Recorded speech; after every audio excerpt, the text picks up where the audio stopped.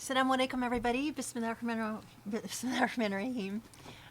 Welcome to an amazing Tuesday night. We're going to be doing Q&A tonight for Surah Anfal, Surah Muhammad, and maybe some other things. We'll see how we do. These are great nights because we can actually just regroup and, rethink a lot of the things that we've already learned. And I wanted to share before we get started just some like a special message that we got over the weekend. Sometimes I get messages and they sort of sit there until I get on and find them. So the timing is always very interesting. And, oftentimes, we've said sometimes, this journey is very lonely, and sometimes, you're working hard on the Quran. You don't really know, who's out there, who's receiving it, who's following along with you. And every so often, we take as just such a gift from God. Like God just comes and drops a message, on our lap, kind of right when we need to hear it. And so we got one of these this weekend, which was so beautiful. And it was, again, one of these moments where, Sheikh was like, gosh, I wonder if anyone is actually, watching or anything like that. So I got this message. It said, Assalamu alaikum, Dr. Khalid and Sister Grace. I have been following Dr. Khalid's lectures and books for almost 4 years. Alhamdulillah, I followed all the series until Baqarah Day 8. I just want to say that Dr. Khalid is a real alim for our century. May Allah deepen his knowledge and give him more inspiration. We as Muslims need more Dr. Khalids for the Ummah. As a PhD student, I am trying to follow many of his recommendations. Please make dua for us to follow Dr. Khalid's vision in our life, and many salams and dua for Ustad and his family and students. And then he sent this lovely picture, and I don't know if you guys can see this. I'm gonna kind of post it. It's several people sitting around a table, and if you can see, projected on the back wall is Sheikh giving the halakha with the books behind him.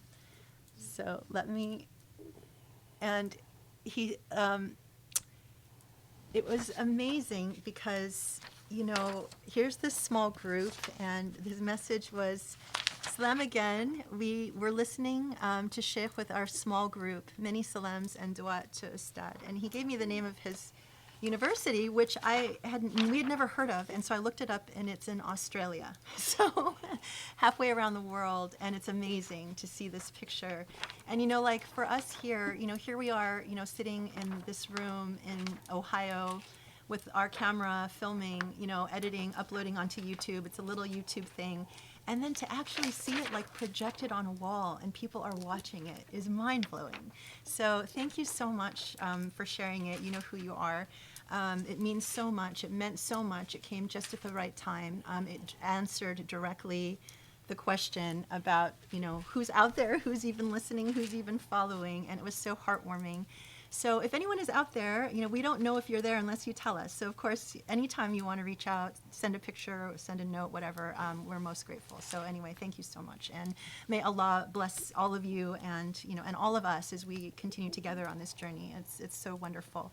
One of my favorite things to do too is, especially coming off of Surah Muhammad, is to go back and, I'm looking at, this is the Abdul Halim Quran, and the description of Muhammad, because one of the things that Sheikh said to me the other night after the halakha, when we were all sort of blown away and stunned, is that, he, as I've said, as we've said here, he's literally read every single tafsir he could get his hands on, and none of them ever explained why was this surah called Surah Muhammad.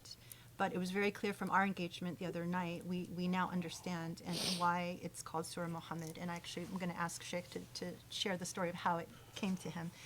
But interestingly, so let me just read sort of the description from this translation of the Quran. A Medinan surah that deals with issues of war, those who try to prevent people accepting Islam and the carrying out of God's commands, a common theme in the Medinan surahs, and the fate of the hypocrites.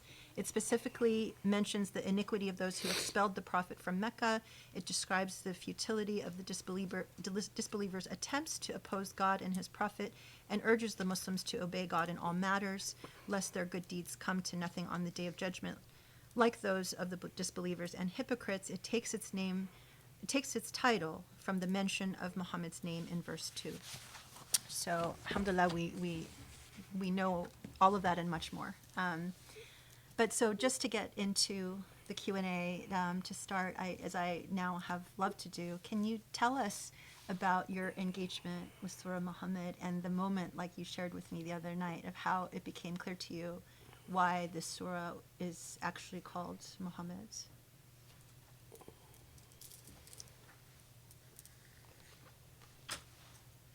بسم الله الرحمن الرحيم سبحان الله العلي العظيم والحمد لله رب العالمين والصلاة والسلام على محمد وعلى آله وأصحابه ومن تبعوا بإحسان إلى يوم الدين اللهم اشرح لي صدري ويسر لي أمري واحلل عقدة من لساني يفقهوا قولي يا رب العالمين.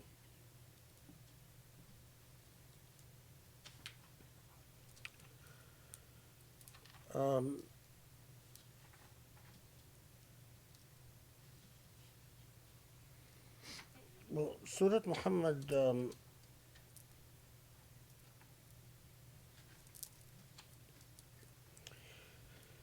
well, there, you, the beginning of the journey is always you want to understand the message of the surah, what Allah is communicating to us, and the in light of the integrity of the surah as a cohesive whole. And so you must always begin by situating, because it's clear that the text itself, the Quran itself, is referencing events that unfolded at the time of revelation. It is not a surah like Qul Huwallahu Ahad, which has no, which is disembodied from any context. But Surah Muhammad, like Surah Al-Anfal, is addressing events that unfold. And so if a surah is actually referring to events, and it explicitly references events that took place at the time of revelation, then it is incumbent. It is incumbent. You become duty bound to understand what events it was addressing, because otherwise you really don't understand what the. So, part of the journey is that you always research the reports about any reports that you can get your hands on about early traditions that came up with an alternative name for a surah. And if there were alternative names for the surah, like Surah Al-Qital in the case of Surah Muhammad, then that begs the question, well, why did certain traditions that proposed alternative names, especially when you read that someone like Umar ibn al-Khattab would refer to it as Surah Al-Qital for a period of time. That has to be significant. Whether in fact it's historical or not, but there was something in the early dynamics of the surah where there were different identifications or associations related to the surah. And so it is significant when ultimately it becomes clear that a certain surah has become identified clearly with a particular label. Like Surah Muhammad, it's clear that proposals to call it Surah Al-Qital, or at least reports to call it Surah Al-Qital, did not survive. and that it became overwhelmingly known as Surah Muhammad. And to simply say, well, it's called Surah Muhammad because the name Muhammad is mentioned is not satisfactory, because there's a surah that says, well, it refers to the Prophet as Ahmad, and it doesn't become known as Surah Ahmad. And we also know that, as we said before, that there are several other surah, three other surah in the Quran that have the name Muhammad. So then the question becomes, is to understand the what you could call the emotive moment, the actual emotional impact of the surah when it was revealed. How did people relate to it? And that's like the work you do is like a detective, because there's no single place that tells you how people related to a surah. All the asbab al-nuzul literature is not helpful, but you piece it together from diverse sources diverse sources. So you get a report here, a report there, a report here. You look at the entire arc of historical events. So what was revealed before it, what was revealed after it, what was the Quranic discourse, what themes were continued from earlier surah, what themes were continued later on, and so on. And it just became very clear when you do the research that in the case of Surah Muhammad,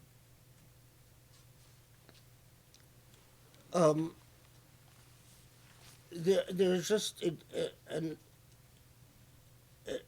persuasive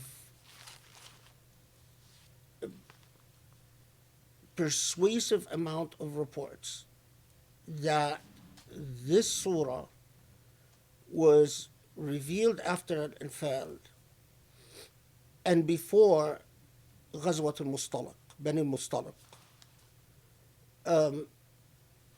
Now this is significant because Ghazwat Bani al-Mustalaq itself tells us a lot, and how it unfolded and what occurred around Ghazwat Bani al-Mustalaq tells us a lot about the dynamics taking place in Medina at the time. And it is revealed, it is clear that Surah Muhammad came at this critical juncture. It was after Uhud, after Al-Anfal, but before the expulsion of Banu Nadir from the Jewish tribe of Banu Nadir in Mecca. The reports about that are overwhelming and convincing. And it is also clear from the totality of evidence that you put together that that the socio political and psychological impact of Uhud and the post-Uhud events were quite significant. It was quite clear that after Uhud, Jewish tribes were emboldened against the Prophet. That Jewish tribes intensified their connections with the dissenting Medinian folks, the hypocrites, al-munafiqun, and that they started planning together. They started actually talking about how they can coordinate their conduct. And here's where you have to be a good historian as well, because it is clear that after Uhud, the folks that withdrew from battle, the munafiqun that withdrew from battle, you put, it's just common sense. You can't withdraw from battle, and a battle as significant as Uhud, and there be no consequences. There has to be, you know, events that repercussions from an event like this. And indeed, you find all these reports about how individuals that were associated with or were well known to be either parts, to have long relationships with Abdullah ibn Ubay, the sort of the leader of the hypocrites, individuals who had long time associations with him. We have all these reports about their conversations with Jewish tribes, and especially the way that they were emboldened to not criticize the Prophet to his face, but to criticize him with his disciples. So we have many reports of this individual or that individual and so on. As I said before, going to Abu Bakr or going to Ali and so on. And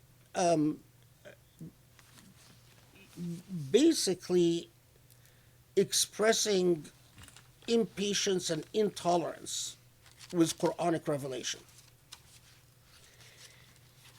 And so eventually, as you put this evidence together, it becomes very clear that the Surah Muhammad basically came and said, you're either with this man or you are an enemy. Because there was a lot of wishy-washiness, and the historical record is very clear that all the folks that claim to have converted to Islam, but that were second guessing, especially the war decision, the decision to be at war with Mecca, the decision to take in the refugees, meaning the Meccans, the Muhajirun, the second guessing the amount of sacrifices that are being demanded of native Medinians. And as would be expected, you can't just rely on a single source of hadith. You can't just read Bukhari. You have to read everything and not just Sunni sources, but you have to read Ibadi sources, Shi'i sources, Zaydi, Ja'fari, everything that you can get your hand on, published or not published, and also poetry, because poetry was the way Arabs fought their propaganda battles. And so, of course, then you discover that the so-called hypocrites of Medina, or what became known as the hypocrites of Medina, had composed poetry, and poetry that casts doubts about the sacrifices that are being demanded of the Medinians, about the war policy.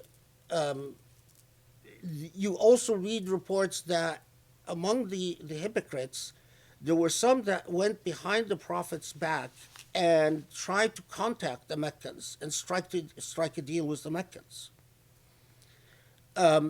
Which, if you put yourself in the position of the Prophet and his disciples, is quite disastrous, because you are communicating with the enemy and trying to basically undermine the leadership of the Prophet by creating a space for those who want to revolt against the entire paradigm of the Islamic State.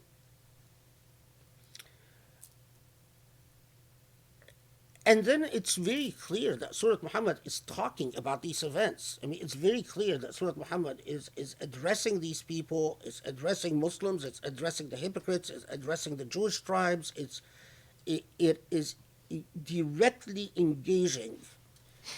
And it's and it's quite clear that it is saying something quite resolute. Either you're with him or you're against him. And it did put, as we'll see inshallah as we go on, it for all the Muslims who were confused about maintaining a relationship with, being friends with the munafiqun. Because at that time, it was still, the Quran has started calling them the munafiqun. And the Quran insists, because part of well, why doesn't God just, tell us who the munafiqun are? And so we can put them on a blacklist or something. And when the Quran says something, you have to pay very careful attention, because when it says that if Allah would have wanted, Allah could have told you who they are, but no, focus on what they are saying. Focus on the sort of non-committal discourse that comes out of their mouth, the discourse of doubt and non-commitment that comes out of their mouths, lahn qawl, as the Quran puts it. And again, it is clear as you match the Quran to the Seerah that after Surah Muhammad, many folks that had unclear relationships with people, with Abdullah ibn Ubay and his followers, at least those who were clearly committed Muslims, cleaned up their act and distanced themselves from Abdullah ibn Ubay very, very vocally and very publicly. And especially, I mean, when you look at the Quranic moment, especially that we know that after Uhud, the Muslim community is going to be tried. I mean, if people thought Badr and Uhud were a difficult trial, well, they had no clue, because what comes later is actually far more difficult, and it's clear, and we'll talk inshallah about these events,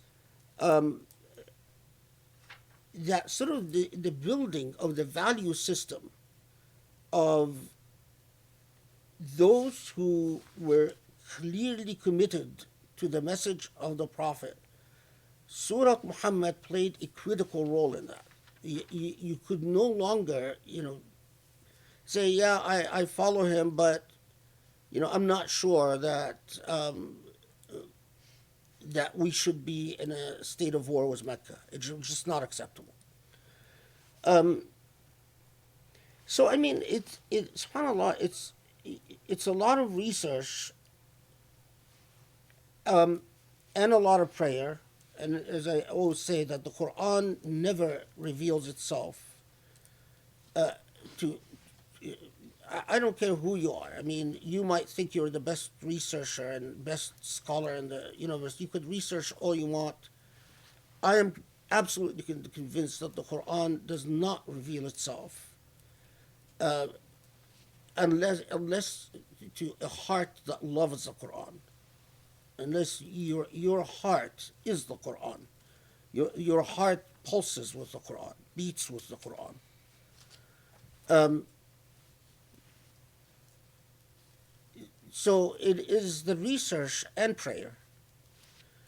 And with Surah Muhammad, it wasn't, a moment of like an aha moment. It was a gradual process of realizing, and it became quite clear. I mean, you sort of, every piece of evidence you would find would solidify your reading of the text and your understanding of the text. And alhamdulillah, praying on just affirmed all of that. I mean, the sense of repose and peace that you feel as you feel that Allah guided your research and helped you with your research and comforted you through the research. And, there are a lot of moments where, you know, you see a text referenced, and then you realize it's a manuscript in some country, and then you feel really bad because you don't know how you're going to put your hand on, how you're going to get it, and then subhanallah, just Allah solves it for you, and it's like a miraculous event. Somehow you end up getting the manuscript quite easily and in ways that you didn't expect.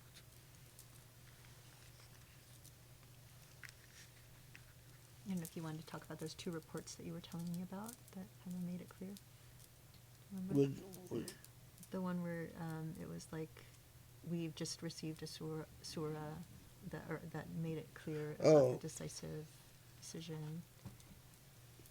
Yeah, what Grace is referring to is with Surah Muhammad, there are a number of riwayat where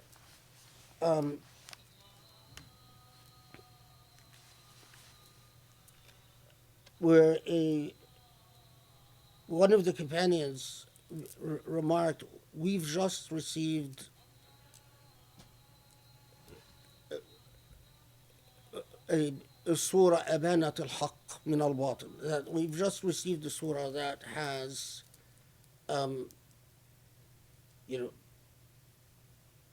made made the truth from untruth quite clear, or made the choice. So there are a number of reports in which the companions of the Prophet ﷺ react to Surah Muhammad by saying, "We've just received the surah that has made put us before the decisive choice." And they're expressed in a variety of ways, but cumulatively, that point is consistently communicated. This is, this is the surah that has sort of now differentiated the jokers from those who are serious.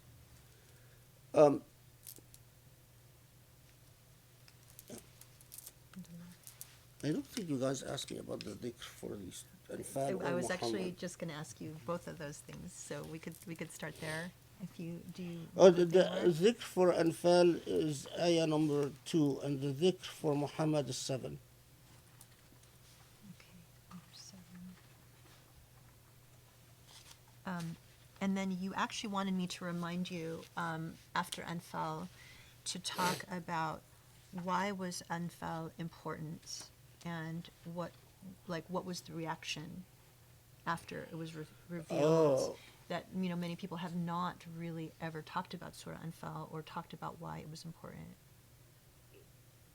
and the impact on Muslims, on the early Muslims before and after it was revealed. Yeah, I think what Grace is referring to. We had, after the halaqah, we had a this came up in a conversation. So Anfal, on the one hand, it deals clearly deals with the very idea of why are you involved in this cause, and if you are involved in the cause for profit or gain, or then Allah doesn't want you. And so that's one of the clear messages of Anfal. But there is something else about the Anfal that is often overlooked in all the scholarship that I've seen. The idea of spoils of war, for until the age of the League of Nations and then the United Nations, and the rise of modern concepts of human rights and humanitarian law and so on, all of that. Spoils of war was a cornerstone of warfare. And not only that, but unfortunately, the idea that a warrior has a right, you put your life at risk, but if you survive, if you're not killed in battle, and you actually win, then you have a right to pillage and rape. And that was considered a right. And so much so that, for instance, in the Crusades, the church gave advanced absolution to crusaders for all rapes, all pillaging, and all rapes committed during the Crusaders. And the Crusaders, as we know, for instance, they sacked Constantinople, fellow Christians, and the reason they did it is because the soldiers wanted to pillage and rape. And the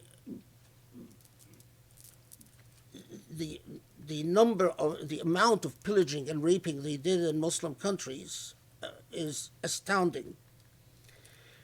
And I mentioned during Anfal that the traditional law of war for centuries was that when it comes to pillaging, you get to take movable products, whatever you can carry.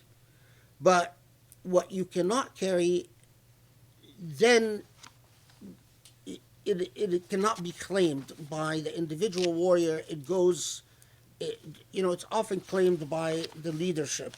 But it was understood that one of the ways that you recruit soldiers, and one of the ways that you,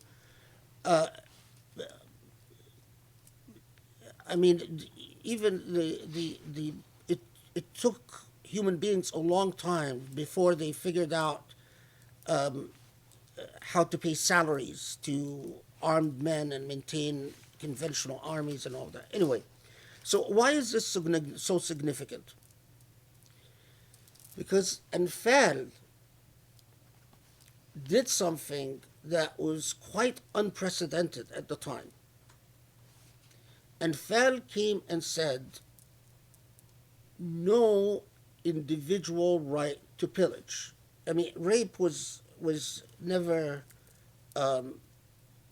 allowed anyway, but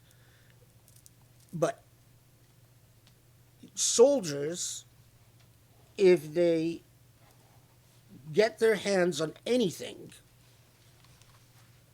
including anything, including vases, swords, money they find, they turn it into a public treasury. Now, of course, the risk in doing that,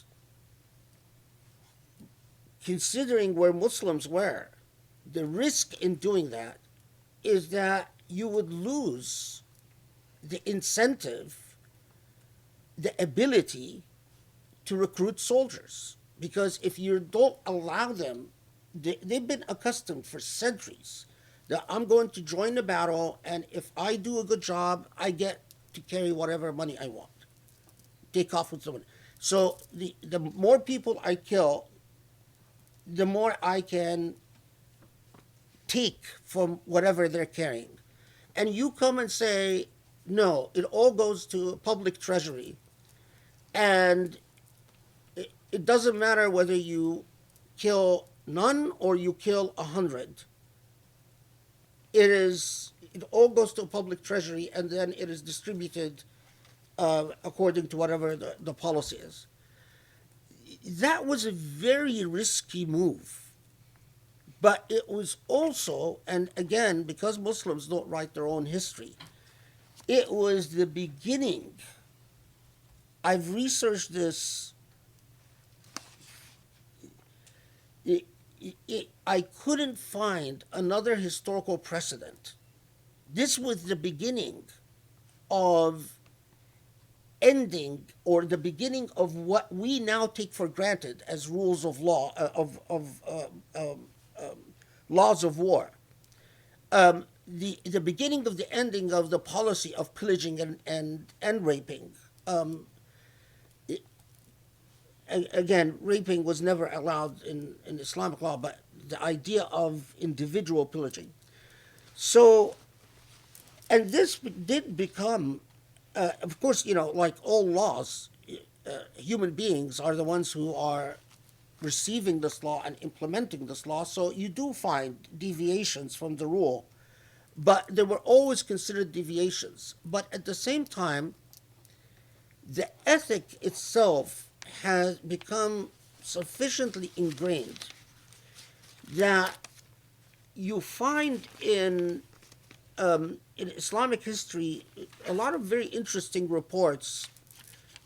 So there was, a famous incident at the time of the Prophet ﷺ where a fighter in one of the battles had turned in. He carried off, somehow he found during battle, a red velvet piece of cloth, which was considered expensive at the time because things like silk and velvet and so on was quite expensive. So he turned it in.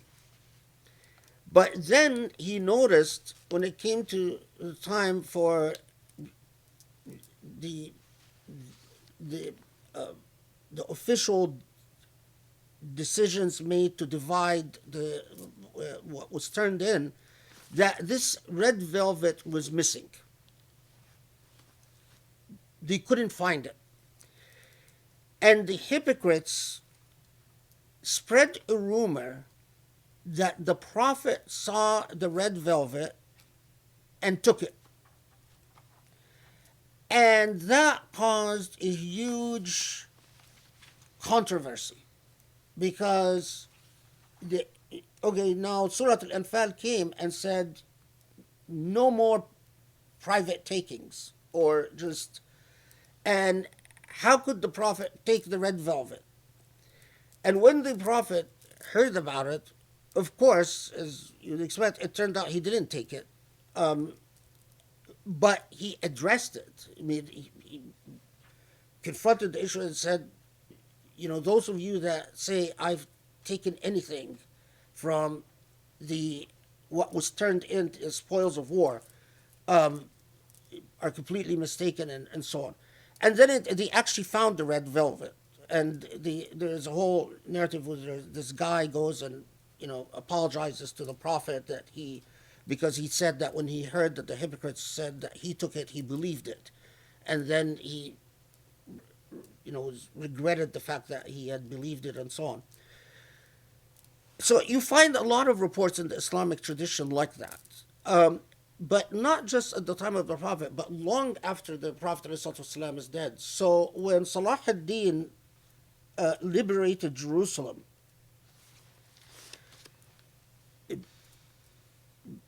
the rule was you couldn't pillage. So you couldn't enter the homes of Christians and Jews that were homes of Christians and Jews that were living in Jerusalem under Christian rule. So you couldn't enter their homes and just pillage whatever you want. And Qadi ibn Shaddad issued a fatwa where he gave Christians and Jews, the inhabitants of Jerusalem, the right to come forward before a judge and complain if property was taken from them. So they stood in line, and the Christians and Jews would come and complain. If they could describe the property, it was returned to them, which is unheard of. I mean, all of these. I mean, it's unheard of historically in that time period, but even in the modern age, the idea of, I mean, listen, look at American forces in Iraq and Afghanistan. Not a single soldier. Well, that's not true. But there are some soldiers who received very light sentences for raping Iraqi and Afghani women. But not a single incident, although we have numerous reports, numerous complaints by Iraqis and Afghanis that American soldiers went in and took the money in their homes, or found a gold necklace and took it and walked away with it. We don't have a single incident in which property was returned or a complaint was even processed. And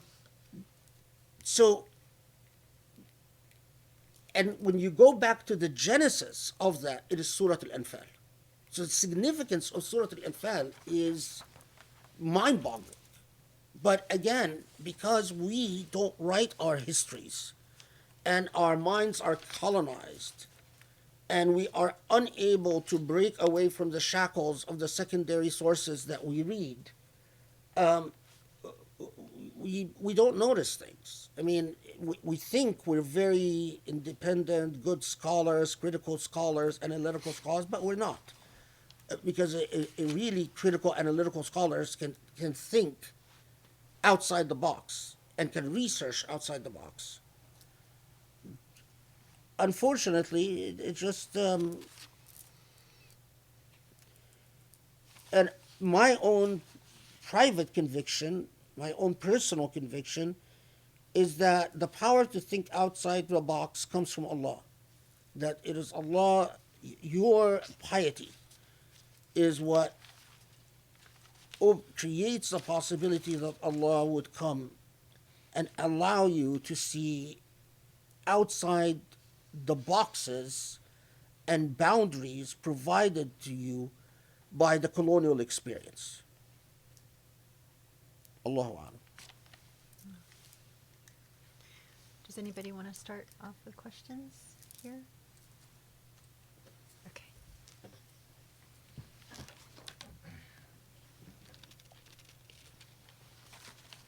My question is in regards to Anfal. I've been thinking about it, and even outside of the context of war, if in today's day and age, and I mean it seems like this happened back then as well, if a Muslim organization or a Muslim movement were to come out and make a claim like you have to give from what, like the amount that you have to give for this movement in order for it to be successful. If any organization or movement were to claim that today, they would be accused of spiritual abuse. They would be called a cult, and they would, and they would be abandoned. On the other hand, the other side of that coin, I think, is you have scholars and imams that argue the reason why they take money from countries and from people, in other words, the reason why they sell out is because the community doesn't support them. And that's why they argue taking that money. So spiritual abuse is a real thing. And our communities are obviously wrought with it and infected with it. But how do we navigate this? Because it seems to create this problem where then people, organizations, in order to get the support, Muslim organizations and Muslim voices and Muslim scholars and Muslim activists, in order to get the support of the community, they compromise their message. They create a feel-good message that basically communicates your religion is here just to make you feel good and to give you a sense of peace. And it's a false sense of peace because it's just complacency and it's just comfort. This is fronting as tranquility and fronting as peace. So what do we do? Because if you're part of a movement, if you make the claim that the Quran is making to people, they're going to look at you like you're crazy. They're going to look at you, I mean, crazy at best. At worst, they're going to look at you like you're abusive. I mean, you're asking them to, because the people in Medina at this time, when I grew up hearing this story, I always looked at it like they were greedy. But what they were asking after this halaqah made me realize that what they were asking was it made sense. I mean, they were economically strained. They were just looking to live. It was a very pragmatic ask to be able to take the spoils of war. So, I mean, the equivalent of that is you see people time and again are arguing, well, I need to make a living. Well, I have a family to think about. Yeah, I mean, this is a good pragmatic question, right? But it has many sides to it and many aspects.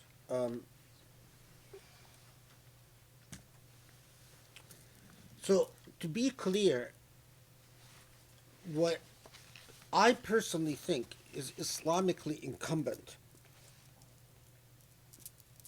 is that you donate at least 1/5 of your income or what you own. 1/5 is at least 20%, but over 20%, which is very steep. But I believe that's in fact what, at a minimum, Allah expects from you. I think this idea of 2.5% of the zakah, that is what goes to help the poor and to purify your money. But we've watered down the jihad obligation. If you are not going to engage in jihad personally, in other words, dedicate your body and yourself, then the way you engage in jihad is financially, and that's the jihadi share. Okay, so, but then there's this, it's multifaceted. So there's the question of, well, who do we give it to, because there's a trust problem, and there is a trust problem. Well, in the modern age, the way I don't believe that this is an excuse, because the venues are so numerous. If you can't trust a local center or Islamic center or Islamic movement, then look nationally. If you can't trust it, find something that you trust nationally, then look internationally. if ultimately you can't, you really have a trust problem, then try to create something.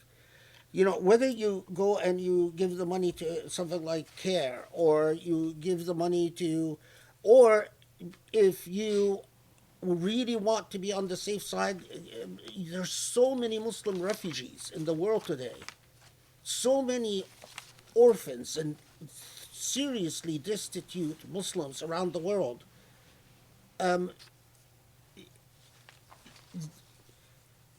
So I think this whole this whole trust issue is a red herring, because if you really want to give, there are there are organizations that try to help the Uyghurs. There are organizations that try to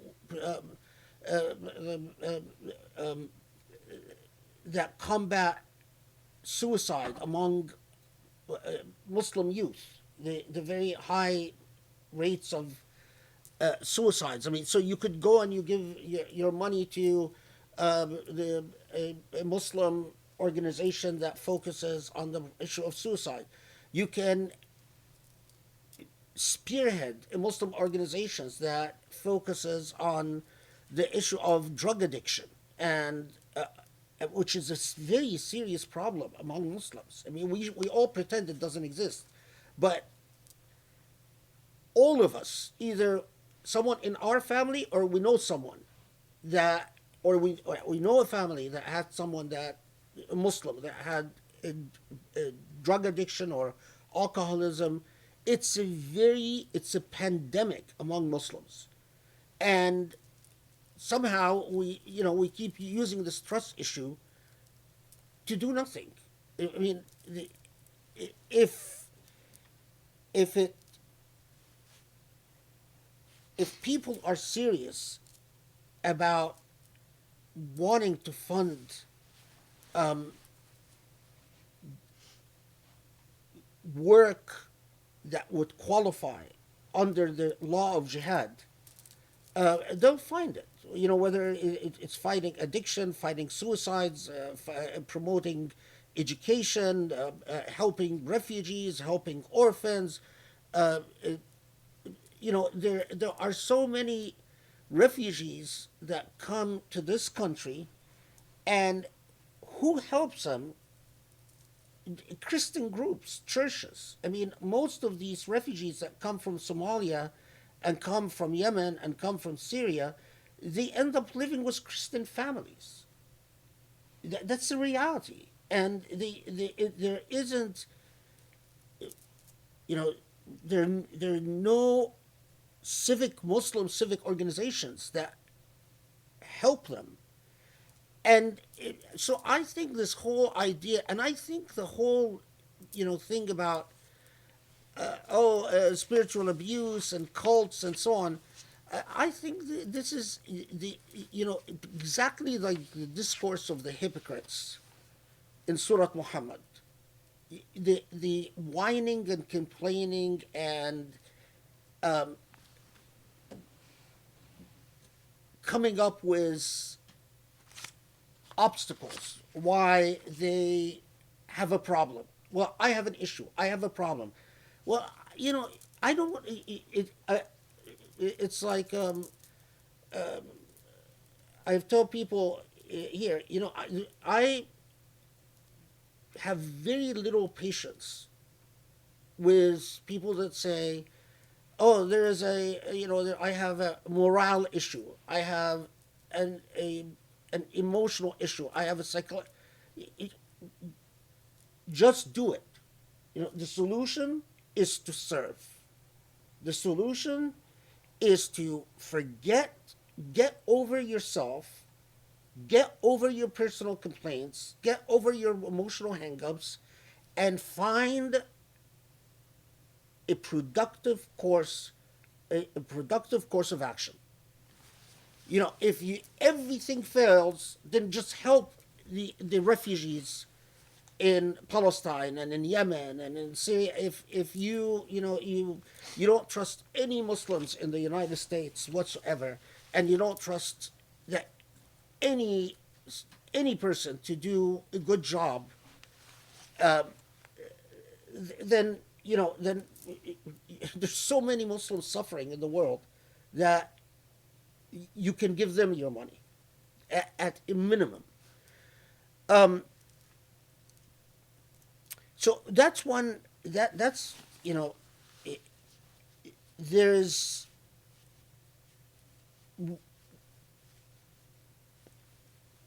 of course a Muslim is under an obligation not to give their money to just anyone and to say, well, I've done my job. You have a duty to, it's the same thing in the matter of fatwa.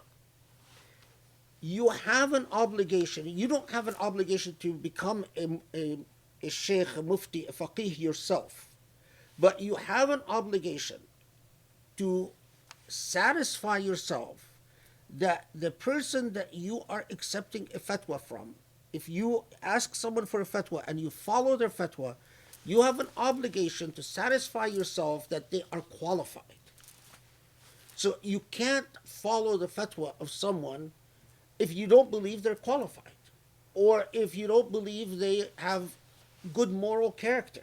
Then it is actually haram to follow their fatwa.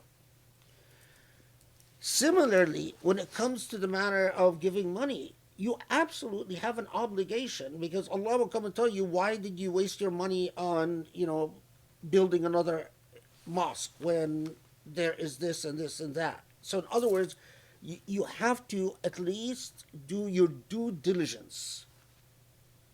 Exercise your best judgment. Exercise your due diligence in saying, well,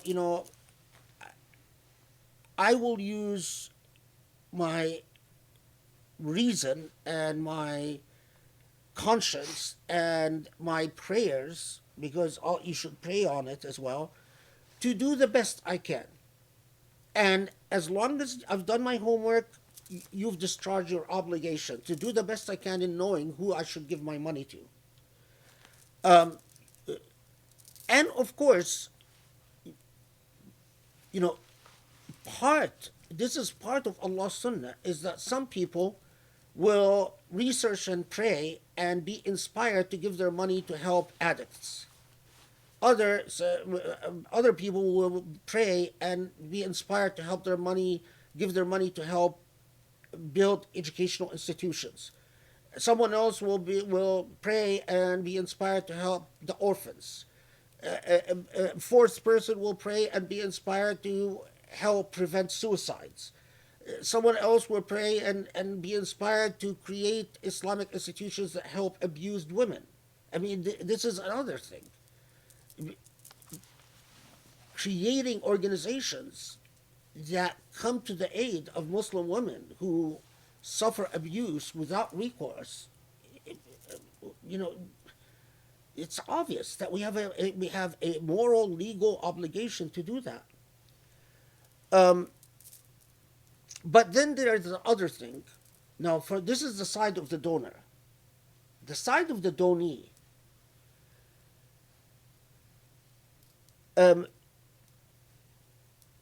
In the often given example, which comes from a long tradition of ethics within the ethics of ilm, that if you go into a town and the problem in this town, and that, let's say the problem in this town is that everyone drinks, and you start talking to people knowing that the actual existing social problem is that everyone drinks alcohol, and you start talking to them about how they should improve their wudu, then you've lied. Then you've actually committed a sin. The donee has an absolute ethical obligation not not to tell people what makes them feel good or what entertains them, because their audience, and this is a matter of qualifications of who are the shuyukh. When a sheikh is not anchored in real Islamic ethics, they haven't been properly raised, properly indoctrinated, um, they don't feel that their real audience is Allah subhanahu wa ta'ala. My real audience, when I testify, when I do a halaqah, when I give a khutbah, is not the people sitting there, are not the people listening to me, it's Allah. And if I believe that Allah is going to say, why didn't you talk about X? It is absolutely haram for the doni, for the recipient, to carve their message to accommodate, to try, because this is, look at the entire trajectory of Surah Al-Baqarah, Surah Al-Imran, the ones we've at least studied so far, and yet more to come, inshallah. Anfal, Muhammad, Allah consistently comes and doesn't tell people what they would like to hear. Allah comes and says, this is not, I'm not interested in catering to your egos. There is a truth here. إحقاق الحق. And it is exactly that. If you're the people that go around claiming to speak for God are not anchored in إحقاق الحق, then we have a very serious problem. But إحقاق الحق means that you are extremely well anchored in the tradition, but also well anchored in modern, contemporaneous realities. Because otherwise, there will be a dissonance. There will be a cognitive dissonance where you can't match the tradition to the reality that people are experiencing. And then you betray Allah's message. Because then Allah's message comes off sounding unreal, superficial, irrelevant, marginal. That's the fault of the communicator of the message.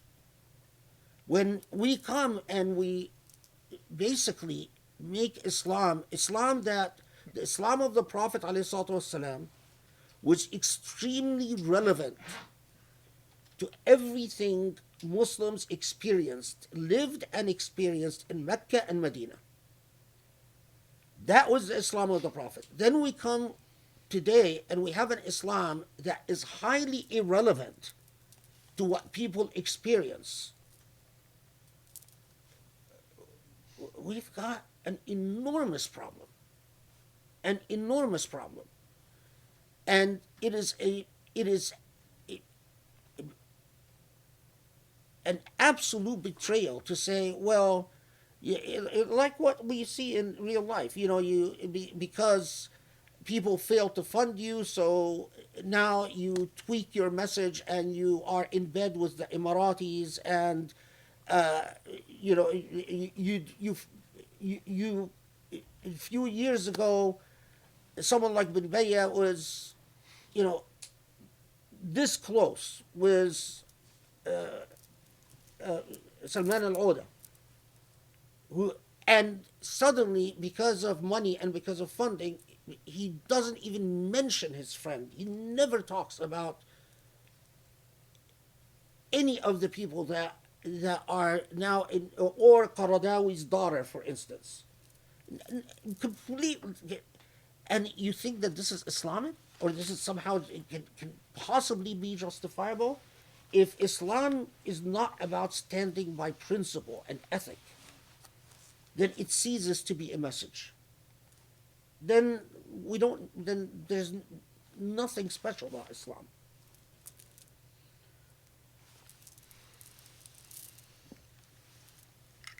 Anybody else? Do you have a question? Okay.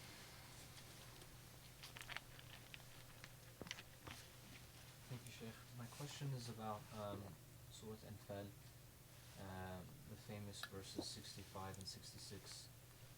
The first one talking about, if you have 20, then you can overtake 10 times as many, and the second you can overtake it 2-to-1 ratio. And then the early part of the surah, I think like verse 11 talks about prior to battle, the sleep that overtakes them, and the purification from shaitan's defilements, etc., which, my question is a point of clarification in understanding this. Am I understanding correctly verse 65, 66, that the point of these two different ratios is, in the first ratio, this is what you can accomplish if you have been able to rid yourself of all of the external defilements that shaitan can afflict you with, and but even if you are still fighting with those defilements, that if you still are striving with that belief that you can still accomplish this amount. Can you explain this bit? And it says, like, because Allah has seen weakness in you, he made it less for you. This bit I wasn't quite sure about. And when it comes to the numbers in terms of the ratio, are we to take that very generally and not literally in terms of the number, like, at Badr there are 313 and about 1,000, so the ratio doesn't quite match either. No, I mean, the ratios, like a lot of use of numbers in linguistically, like the number 7, when you mention the number 7, it connotes simply that there are many, but not necessarily an actual number 7. This was quite typical in old classical Arabic. So when you say you can take on tenfold,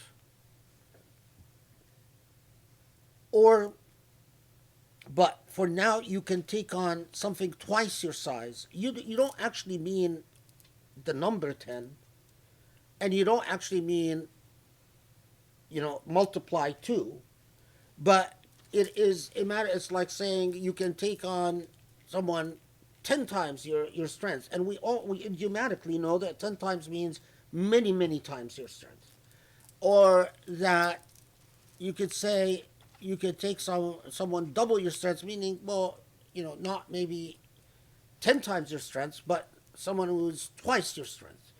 So it should be understood idiomatically and not literally. And those who have, as many of the tafsir have done, try to make it sort of like some type of mathematical equation. It really does miss the point completely, because that's not what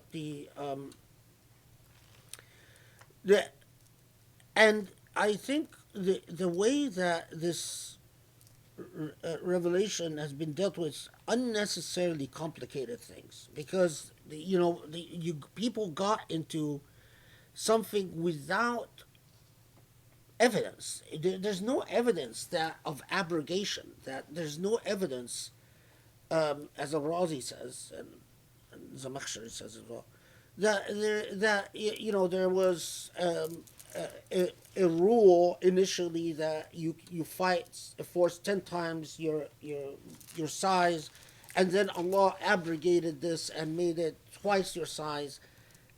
This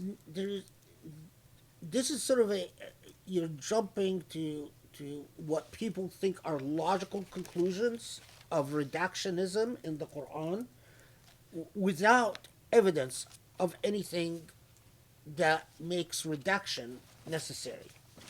So if we don't have an evidence of abrogation, and you read the ayat putting aside, sort of putting out of your mind the claims of naskh, abrogation and redaction, and say, okay, I'm going to read these ayat sort of with a fresh eye in light of whatever reports I find about the circumstance itself. And then it, the natural meaning, sort of the plain meaning of the text is, it's like you're talking to someone and you say, you know, in principle, you can take someone 10 times your size. You're that strong. But I know that right now you're not ready. So don't take on other than someone twice your size. And that's exactly what these verses are saying. It's like, and the entire thing is al-an, al-ana. That doesn't mean God sort of had a rule and then changed the rule, or God is saying meanwhile, right now. And in in Surah in Surah Al-Anfal, the context, the context of the entire discourse of the surah is Allah is talking about the anxiety, the fear, how God intervened by bringing them comfort, bringing them succor, and the message, I think it's very plain. I mean, the text itself is, the meaning is quite clear if you read it without the influence of all the redaction people, the abrogation people, is saying, you could take on, if you with your faith you could take on someone 10 times your size, but God knows that you are under a lot of pressure, daf. You are under a lot of pressure. You under a lot of stress that you're not ready to take on someone 10 times your size. So God only put what God tested you is a force effectively twice your size.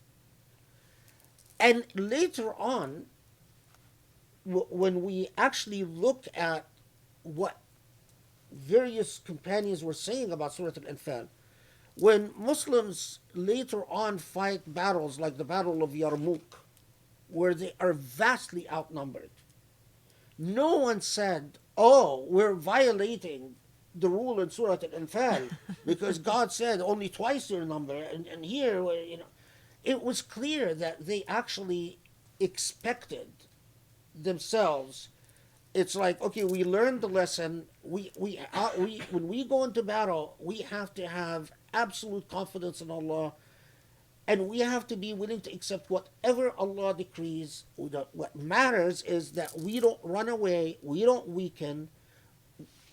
It's like, and leave the results to Allah. And with that logic, with that sort of ethical lesson,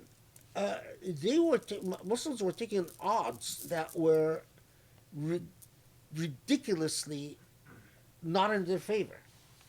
I mean, the fact that things went the way they went in confrontation with the Persian Empire was purely from Allah, because no one expected the Persian Empire to fold the way it did. It numerically, the Persian army was 10 times the size of the Muslim army. And same thing when they took on the Byzantines. Numerically, the Byzantines were 20 times their size.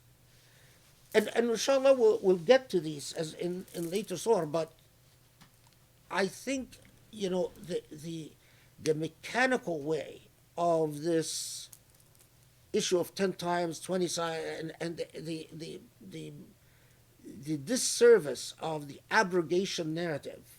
Um, I understand how it crept in. I understand how it sort of became, but it's most unfortunate because it doesn't match the actual. It's like Malikis talk about the living tradition of Medina, right? And if we imagine that instead of a living tradition of Medina, we talked about the living tradition of the companions at the time of the Prophet, and whether the living tradition matches a particular interpretation of the Quran. Well, that interpretation, the abrogation interpretation, doesn't match the living tradition of the companions of the Prophet ﷺ at the time, in the way we see them act from Badr till the very last battle fought. And that, I think, should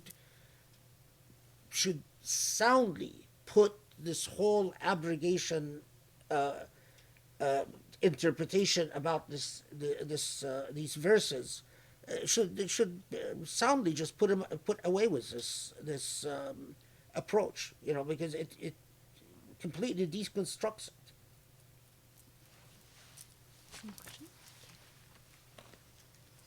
Any questions?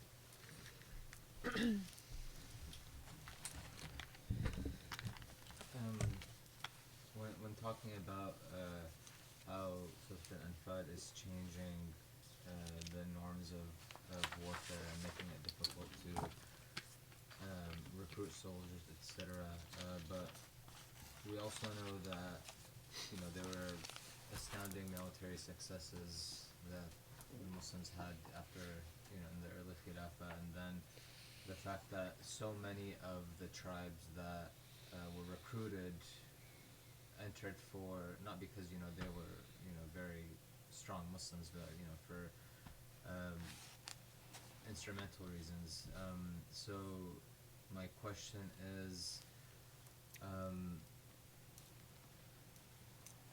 because clearly there's still booty that the soldiers get, spoils, but it's just not so in the sense that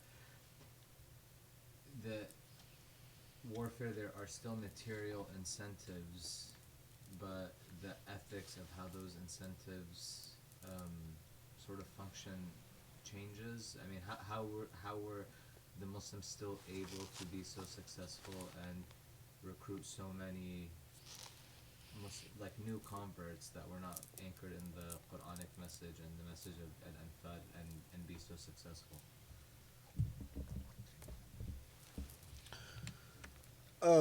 Well, I mean, there's several considerations. One is that the the rule in Anfal was not always followed faithfully, especially even in the even in Fitna Kubra. So we know, for instance, that the forces of Yazid engaged in pillaging of the army of Al Hussein, as small as it was, but that the soldiers did pillage, and that the Amalekids, but it went back and forth because at the same time, the juristic tradition continued to insist on the principle that there is no private booty. You turn it into the public treasury, and then there would be whether and like a lot of things in warfare, the law and the practice are always it's a back and forth dynamic. So that's one thing. But another, I think, was especially at the time of the prophet, and was the the companions after the Prophet was Abu Bakr and Umar. So I mean, so we look at Hurub al-Ridda with Abu Bakr. The booty incentive was not there. The reports are actually quite clear about how the lack of financial incentive. I mean, these were very bruising wars without much of a financial incentive for a variety of reasons. But then after Harub al-Ridda was Umar ibn al-Khattab, we know that we have a lot of reports about the how the public treasury would, or the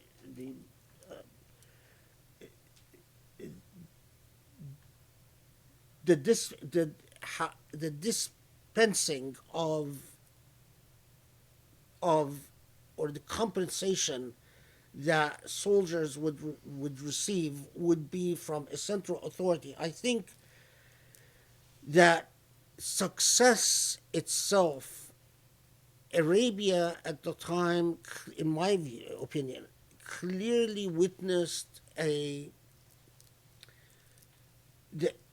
early victories of the Prophet ﷺ gave the people of this region a sense of excitement and purpose, a sense of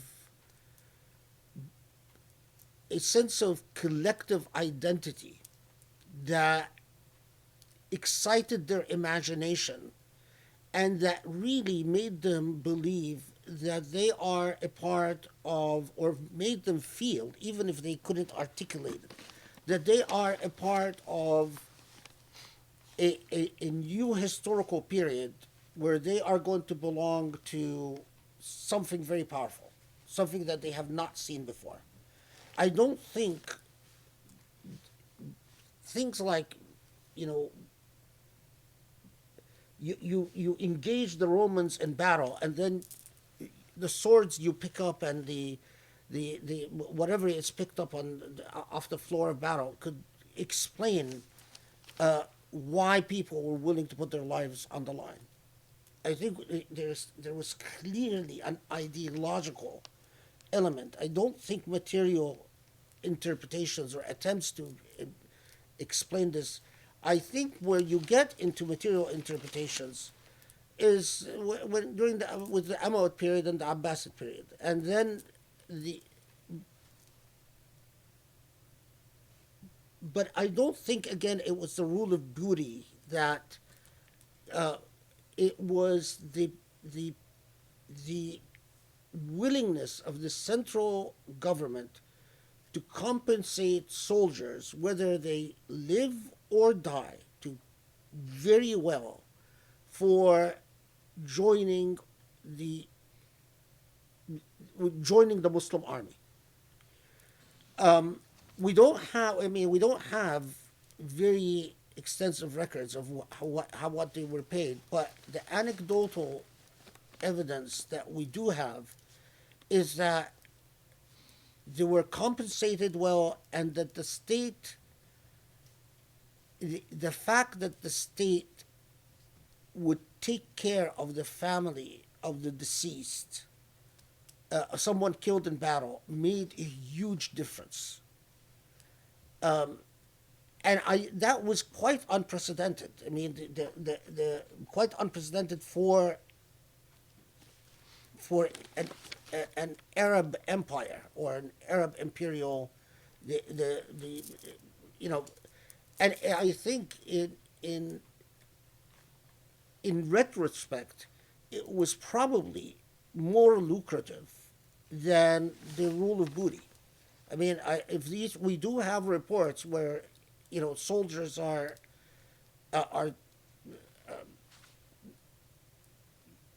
when people are given the choice between being attached to the army but not being paid as nizamis and simply relying on whatever they loot, as opposed to actually joining the army putting on a uniform, taking commands from a hierarchy, and receiving a salary, they choose the salary. And we have, I mean, although again, it needs to be,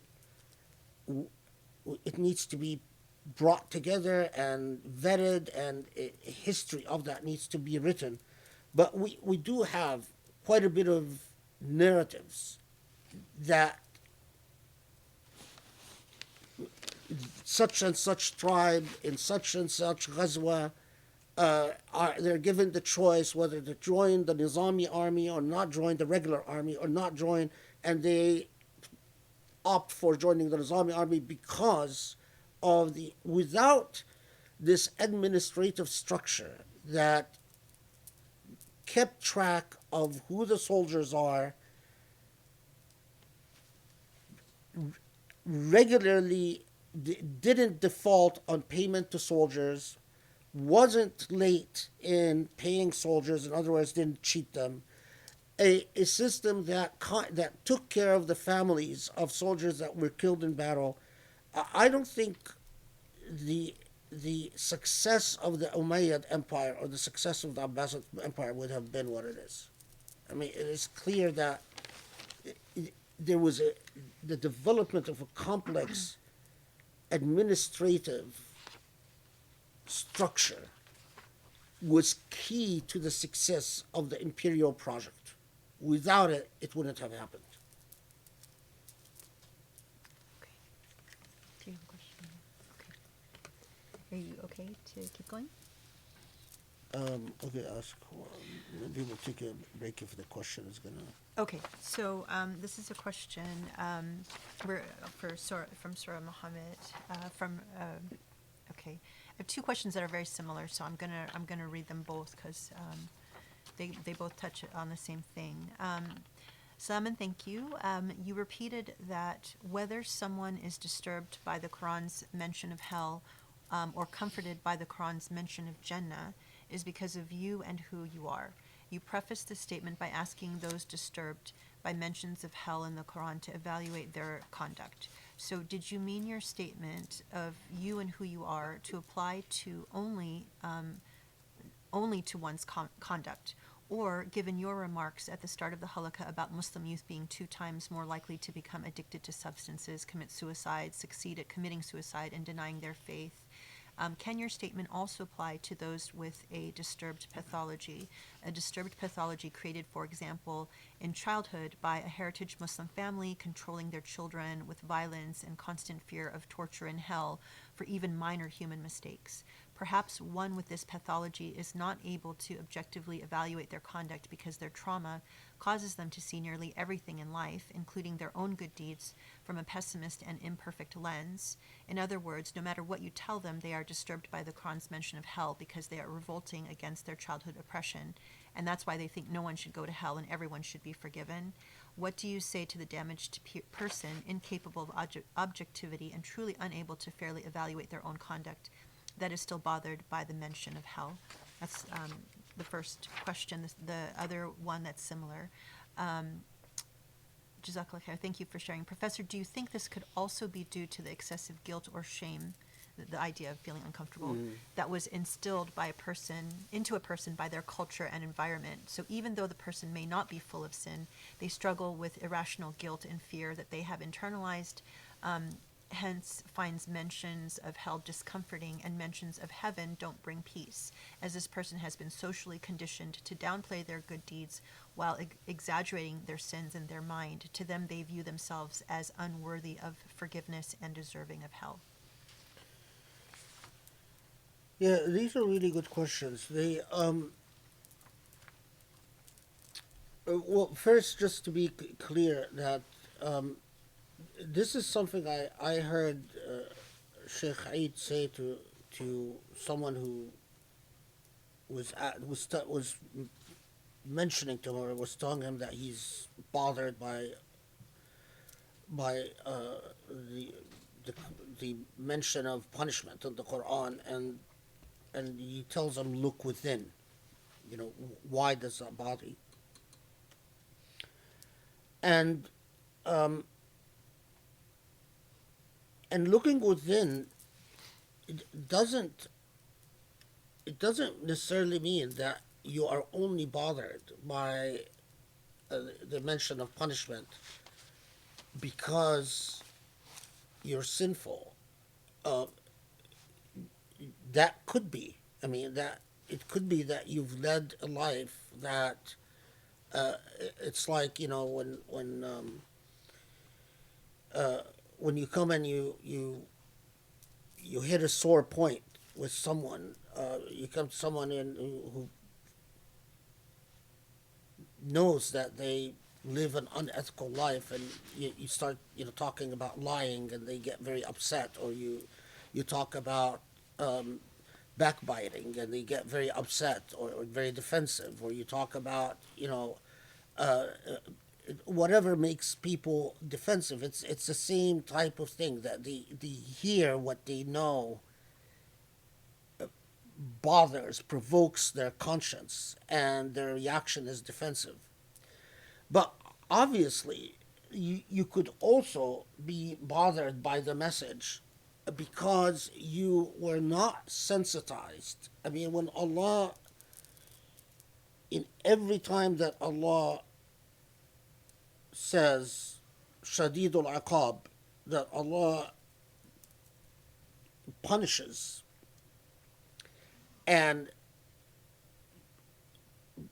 Allah is in every instance. Allah also says Rahmanun Rahim, and the question is, Rahman Rahim, the most merciful, and Shadidul Aqab are they're two statements that are always parallel together. And what do you react to? I could hear Rahman Rahim and I could just simply ignore it and sidestep it. And all my attention is focused on Shadid al Aqab. And the reason for that could be because I have a guilty conscience, justifiably so, or it could be because that I am actually been conditioned not to take seriously the idea that Allah is Rahman Rahim. Or when I read Allah telling human beings, "La taqnatu min rahmatillah," that don't ever despair in Allah's mercy, and that only the most iniquitous people despair in Allah's mercy. Of course, the way I am conditioned, the way I have been raised, the way that my psychology works, that statement could mean everything to me, or it could mean absolutely nothing to me. So, and the invitation to reflect within and to seriously ask yourself, it's an invitation not to say you are a sinner, but to pose the question to yourself, and only you can answer that question. Are you bothered by this message because you've been taught to not trust God and to simply fear God? Are you bothered by this message because you don't understand what a merciful, compassionate, wadud, a loving God, a God that is always with you, you have, that all of these notions mean nothing to you. And if they don't mean nothing to you, why don't they mean nothing to you? Why are they meaningless to you? It's like,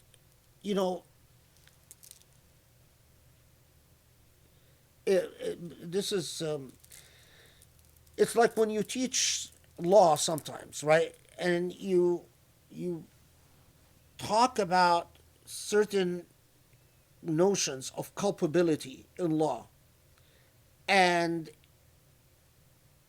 the consequences of culpability. There are some students that, to them, this is sort of an arm's length technical matter. They're just studying it. Some students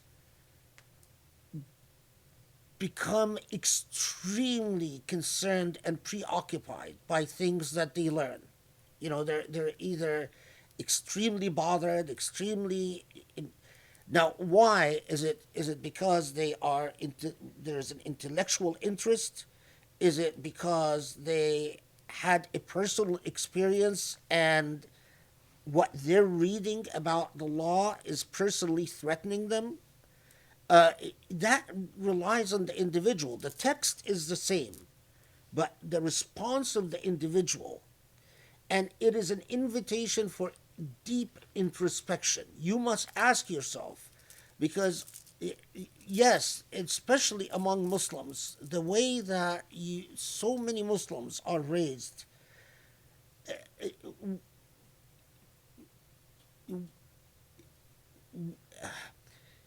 they hardly know their God.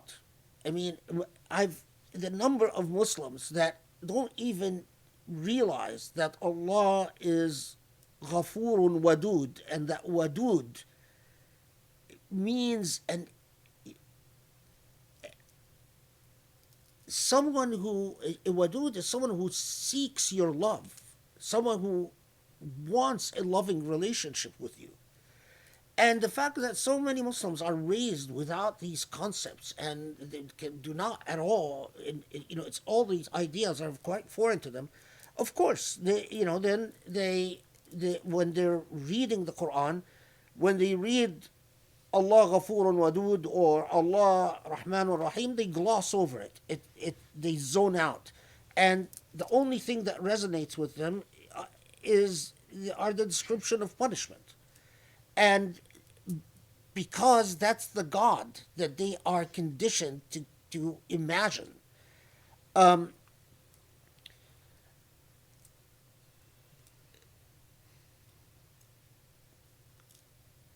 Remember that it is also the Quran, it is also Allah that tells you that Allah forgives small sins.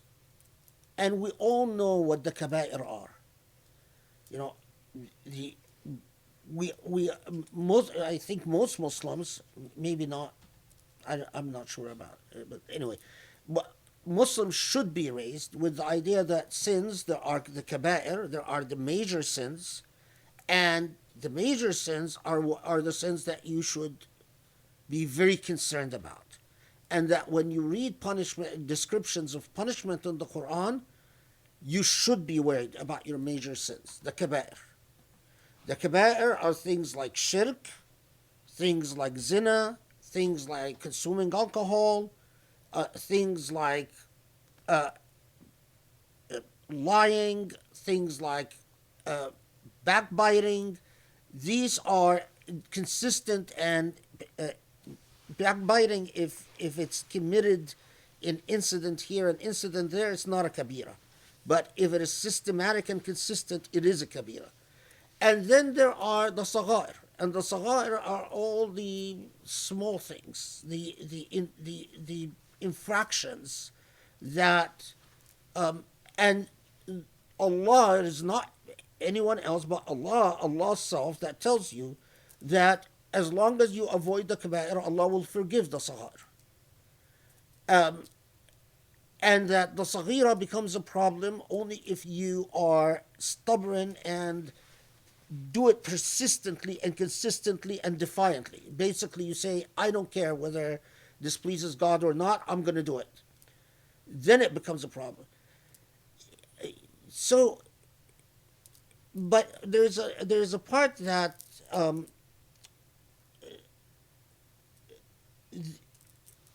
all of this doesn't address the situation of people who suffer from guilt in the pathological sense. That needs mental health. That's an illness where people whose sense of deprecation and guilt is actually clinically problematic, where they and that I can't address because that requires professional help. But I'm talking about the normal type of and you need to ask yourself, and you need to reflect, and you need to pray on, if you have major sins, then you must repent. And if you don't know how to repent, ask someone who's knowledgeable and who trusts about how to repent. If you repent, then you must trust in the most forgiving and merciful God. Because if Allah tells you that you must trust in Allah's mercy and in Allah's forgiveness. If you look at yourself and you see that you haven't committed a kabira, you haven't committed major sins, then your sense of guilt is exaggerated, and you must work on forgiving yourself and trusting that you are worshiping a just and fair and equitable God who's not out to get you, but out to do justice with you. And that's the key element. Justice. A just God. That's what I can say about it. It is.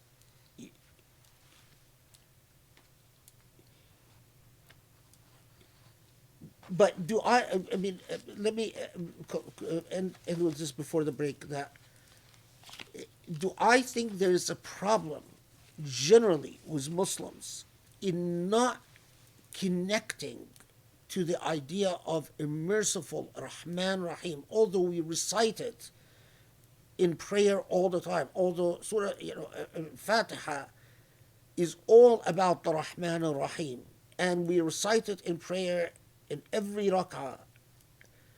Do I think that there is a general social problem in the way the modern Muslim does not relate to a compassionate, merciful God? Absolutely. In the same way that we've forgotten the entire tradition in Islam about a loving God. But that's a much larger problem. I mean, because it is, again, it is the quality of your teachers. In the United States, most of the teachers are immigrants overall. And most of the immigrants, it's not people who entered in this field because they put God above else, sort of the prototype of someone who enters into da'wah or gives up on numerous other opportunities in life. No, the prototype of the immigrant is someone who came to this country for economic reasons. To make money and to thrive and to raise their family at a better living standard. Now, Islam to them is a matter of identity. And after coming to the West, they feel that their identity is under siege. Because they feel that their identity is under siege, they hearken back to their faith as a defensive measure and educate themselves in a very unsystematic way, in a methodologically extremely messy way, because they pick here and there and everywhere, they educate themselves as to how to use Islam to guard their sense of identity. And the easy go-to, if you have not been raised in this tradition and you have not entered this field and probably constituted, the easy go-to is to try to terrorize people to protect your identity. It is much harder to teach people about mercy and love than to use fear as an instrument of religiosity. Love, mercy, compassion are much harder. Now, what, as opposed to that model, what you should be getting,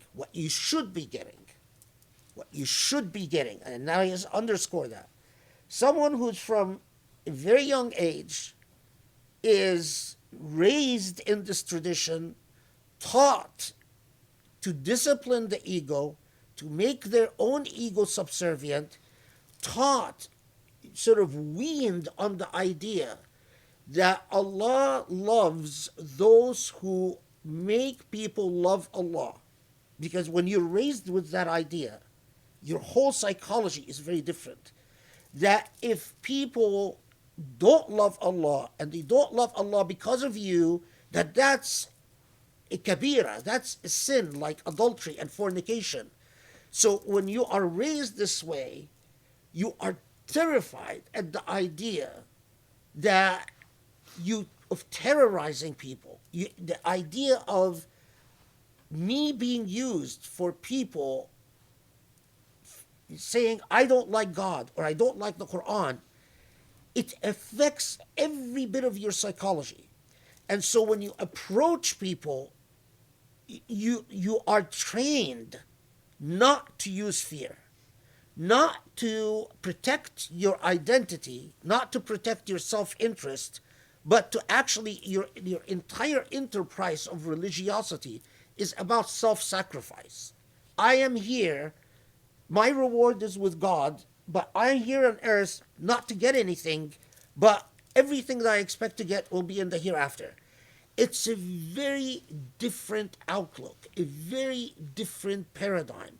But it's not a paradigm that you're going to get from the typical medical doctor or engineer or computer scientist who picked up Islam as a hobby and basically as a sense of, because I am worried about my kids growing up being Americanized and dating and telling me, the hell with you, so I want Islam to make me feel I'm holding on to my culture. But the vast majority of people that you get in the West, whether in the United States or Europe, are the first type. Why? Because we don't have investments in getting the second type are people that normally will end up in political prisons, tortured or killed. If they don't end up in political prisons, they live very quiet, unremarkable lives. You normally don't hear about them unless you know how to find them. And to know how to find them and recruit them and bring them to the West, it needs investment. You need to go find these people, because these people are not the ones that will apply for the lottery to come to the U.S. These are not the people that will tell, they have a brother that goes to the U.S. and makes sure to marry an American so they can apply to bring all their siblings to the U.S. These are not the people that will normally, on their own. I had one of these people that I'm exactly describing. I am not kidding you. This is a real, true story. You know who I'll talk about once someone exactly like that, in every sense of the word. Dealing with him, you feel Allah's love. You feel Allah's mercy. Through a relationship I had with this guy came to the U.S. to pursue a degree. Can you believe, through one of the rare situations where an Islamic center actually wanted to hire this guy as an imam, and it was the immigration service. This is the first time I had heard of a religious visa being denied. You know who I'm talking about now, right? They denied him. I mean, all these scoundrels that get religious visas to come here and become imams in the US, and they're never denied. And this guy was denied a religious visa, although his entire life says that he should get a religious visa. Now, they used as an excuse, I believe it's an excuse because I believe Amn al-Dawla in Egypt is the one that torpedoed him, but that his salary was not high enough. They used the salary that was supposed to be the official salary as an excuse to deny him a religious visa. But, you know, when I imagine if all the imams in the US were like this guy, we wouldn't have a problem with the idea of what type of God do we worship in Islam. You can't, you can't, someone who goes to engineering school in Egypt or Syria or Jordan or whatever, or, and then comes to do a master's in the US, and Islam to them was never something that you sacrifice for. They never put their life on the line for Islam. It's something that they were more than happy to avoid Islam when it was dangerous back home. And then they come to the US largely to make money and for living a standard of living. And then they decide, they at a whim, okay, now I pretend I get to act like an imam. How do you expect this person to communicate anything to you? To me, it's just a complete. I have complete cognitive dissonance because I don't know how Muslims expect these individuals, through the performance of all the rituals of piety, to be guides in any way, sense, or form. Okay. Should we take a break and then Yeah, we'll continue okay. on? Okay, Yeah. so hang on, we'll be back in just a little bit, inshallah.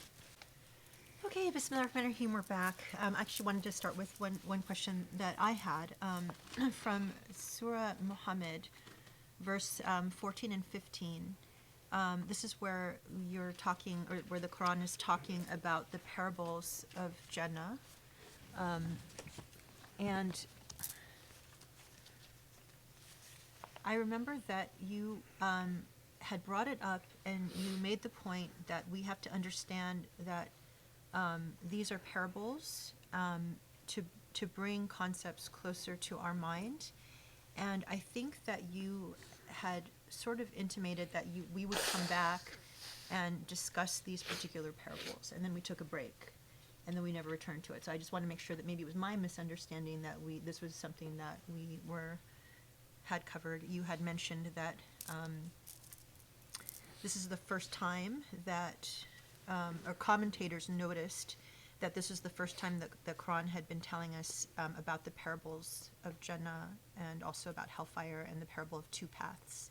And you mentioned some of the things that Ibn Arabi and Mullah Sadra were talking about, and that they inspired a lot of writings at the time. So I didn't know if you were planning to go back or if that was, No. something that you just wanted to mention. I don't remember, but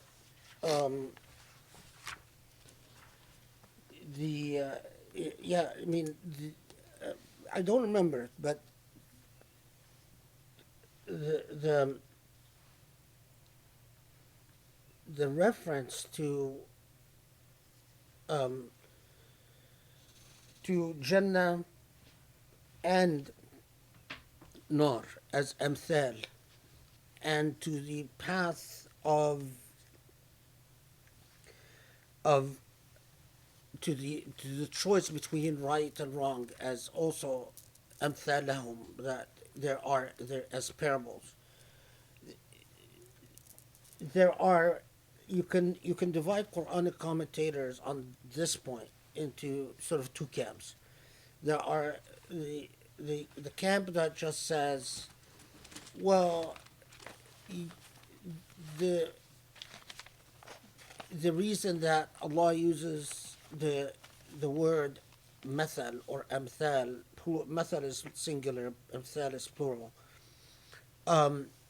is just simply to say they are, that they are such and such. So in other words, they largely discounted intentionality behind the expression method. They basically said, well, don't we can't put too much stock or focus too much on the fact that they refer to as method. And the second camp, which included, of course, people like Ibn Arabi, also Razi, Zamakhshari, among the moderns, people like in Tafsir, Muhammad Abdu, and so on. They they said no. As to the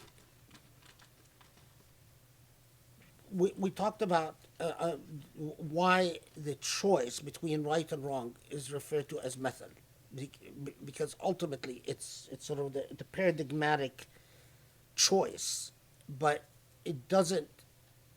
There's no guarantee. There's no assurance that. But as to hellfire and heaven, as I said, the argument that the second camp basically made, it said, look, to refer to rivers of milk, for instance, or rivers of honey, no matter how much you pretend that you know what that means, well, you don't. And we have no frame of reference for we don't even have a frame of reference for what does wine in the hereafter mean. And of course, already the Sufi orientation tended to read all these references symbolically. That you know, when Allah talks about wine, Allah is actually it's a like a that it's a word that connotes some form of enlightenment. But here is the point where we get to the stage in Medina, and I think, and this is my own personal reading of, is that there was a tendency among many converts to read the heaven in a very material,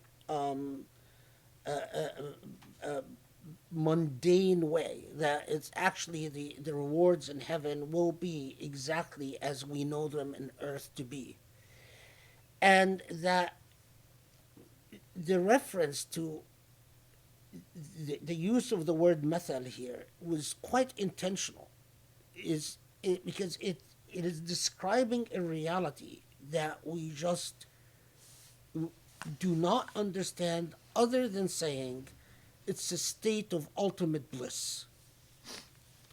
And that's even the concept of fire. Fire here on earth is an energy that transforms the nature of matter.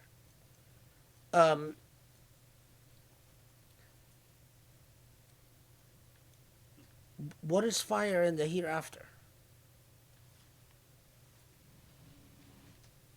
Other than to say that it is a miserable state, a state of a state that you should avoid at all costs. And I think when the reference to the word or when the Quran, especially after Surah Al-Anfal, uses the word method, it is sort of like the layers of meaning in the Quran for those who want to think deeply about the nature of reality. You, the understanding that Allah is not bound by the reality that we experience on this earth. In the same way that Allah created this reality, Allah can create a very different reality. And I mean, the type of literalism that some people took these descriptions with, in the sense that they actually expect that they're going to consume the same way that they were consuming in earthly life. I think it satisfies certain types of people, but it is very unsatisfying for people who reach maybe a higher sense of elevation in their soul. That's I think What I wanted to say. yeah. Okay.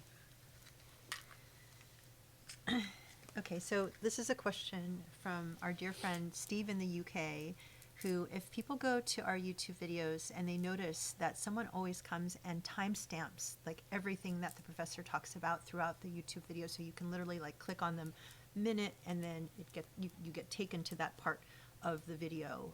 Steve has tirelessly timestamped every single YouTube video that we have up and continues to do so. So may Allah bless him. This is a question from him. Another brilliant and illuminating tafsir. My question relates to the Surah Muhammad's theme of believers and disbelievers and hypocrites. It seems that the importance of belief is that it focuses on one's thinking so that this is translated into actions in a particular direction and within specific parameters, versus disbelief, which results in the converse, very often amounting to inaction, if not downright opposition. Could the professor share his thoughts on the phenomenon in recent decades of incessantly going on about the subject of Tawheed amid Muslims' constructive material action faltering? Is Tawheed akin to polytheism or shirk under these circumstances? Wow. Yeah. Wow. No, I understand exactly what Steve is talking about, because Muslims, they, and this is interestingly, I think it's a fairly recent phenomena historically, meaning that it's something that we witnessed with modernity, where there's so much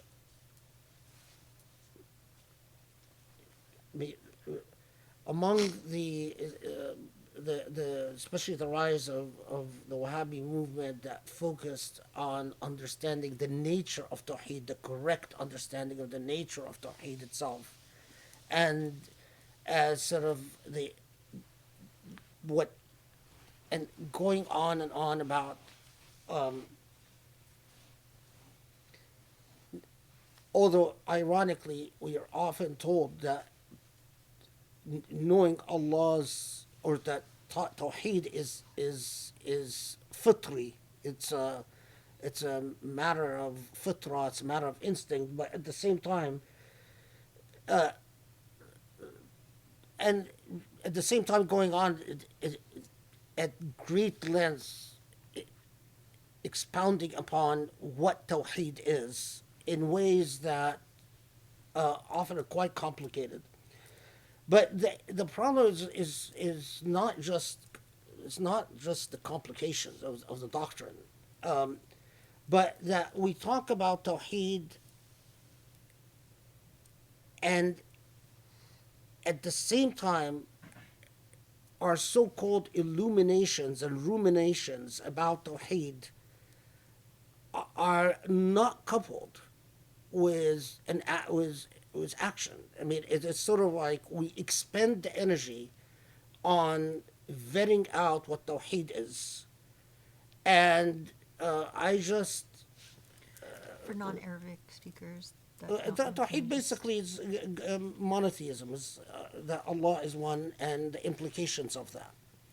And what the Tawheedi paradigm is sort of like talking about the implications of that and turning it into a philosophy of life. So often, you'll have a lot of Muslims these days talking about the how Tawheed would affect your perception of everything. That if you are a real monotheist, if you really understand what it means to worship one God, and by that they mean things like an omnipotent, all powerful, and so on, that then it would affect your perception of reality. It would affect the way you. It would affect even science. It would affect your understanding of government. It would affect your understanding of family relations. It would affect your understanding of everything. But then there is so much talk about explaining Tawheed, and that's it. It materializes into nothing beyond that. There is nothing that really follows from it concretely. You know, all the movement towards the so-called Islamization of knowledge, that if you anchor yourself in a Tawhidi epistemology, then all knowledge would be Islamized. But it turns into, I don't know how to describe it, like a fantasy world, like, insisting on we're different, we see everything differently, we understand everything differently, but nothing follows from that. Complete vacuum of action. And I think what Steve means is that the reason it becomes a form of is that you render all, through your expositions on Tawheed and so-called Islamization of everything, but ultimately you do exactly what in Surah Muhammad you're not supposed to do, and that is engage in a great deal of pedantic talk, a great deal of theorizing, and it actually does not affect your method, the parable of your existence, the paradigm of your existence. It ultimately, so you can go around pontificating about what Tawheed is, but you can continue, your existence continue being about, your job and filling your stomach and taking care of your family and being selfish and being egocentric and being, all the things that, but as long as you talk about Tawheed in very lofty terms, then you can be whatever you are without it actually having any material difference. I don't know, yeah, I think Steve is right.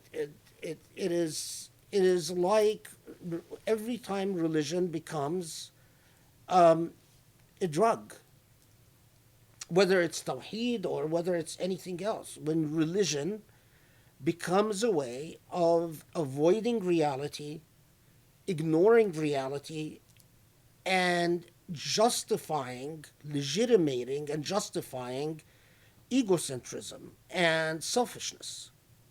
Whether it's the egocentrism of the individual or the egocentrism of the Muslim collectivity.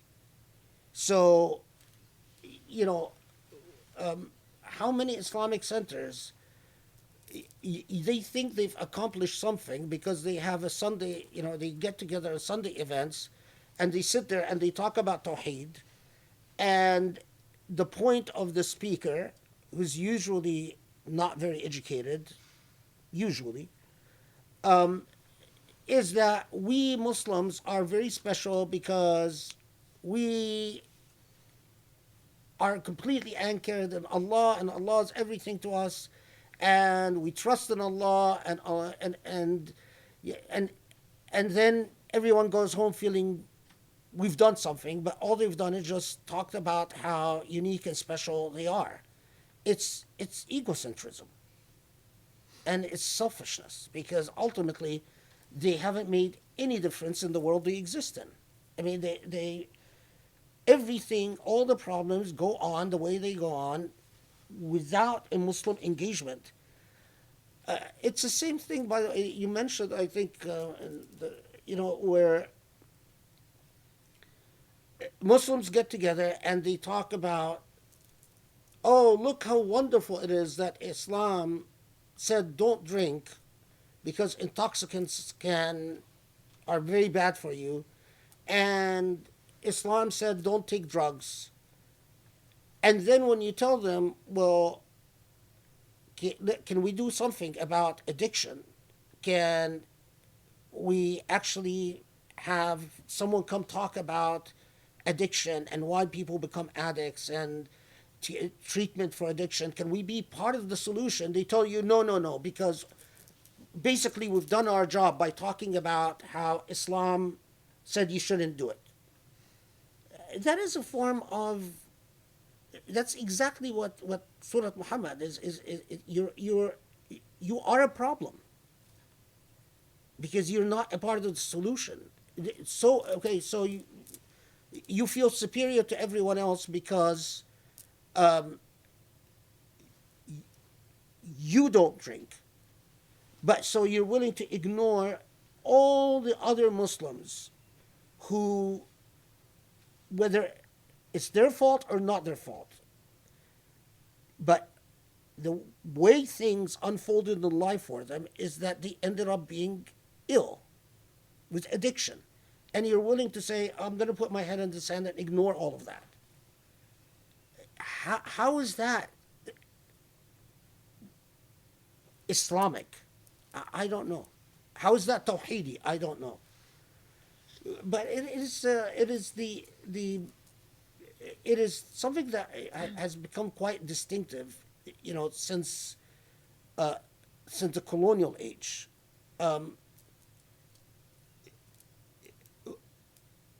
Muslims, maybe they don't put on cheerleading outfits and choose the most attractive people to do it, but colonized people become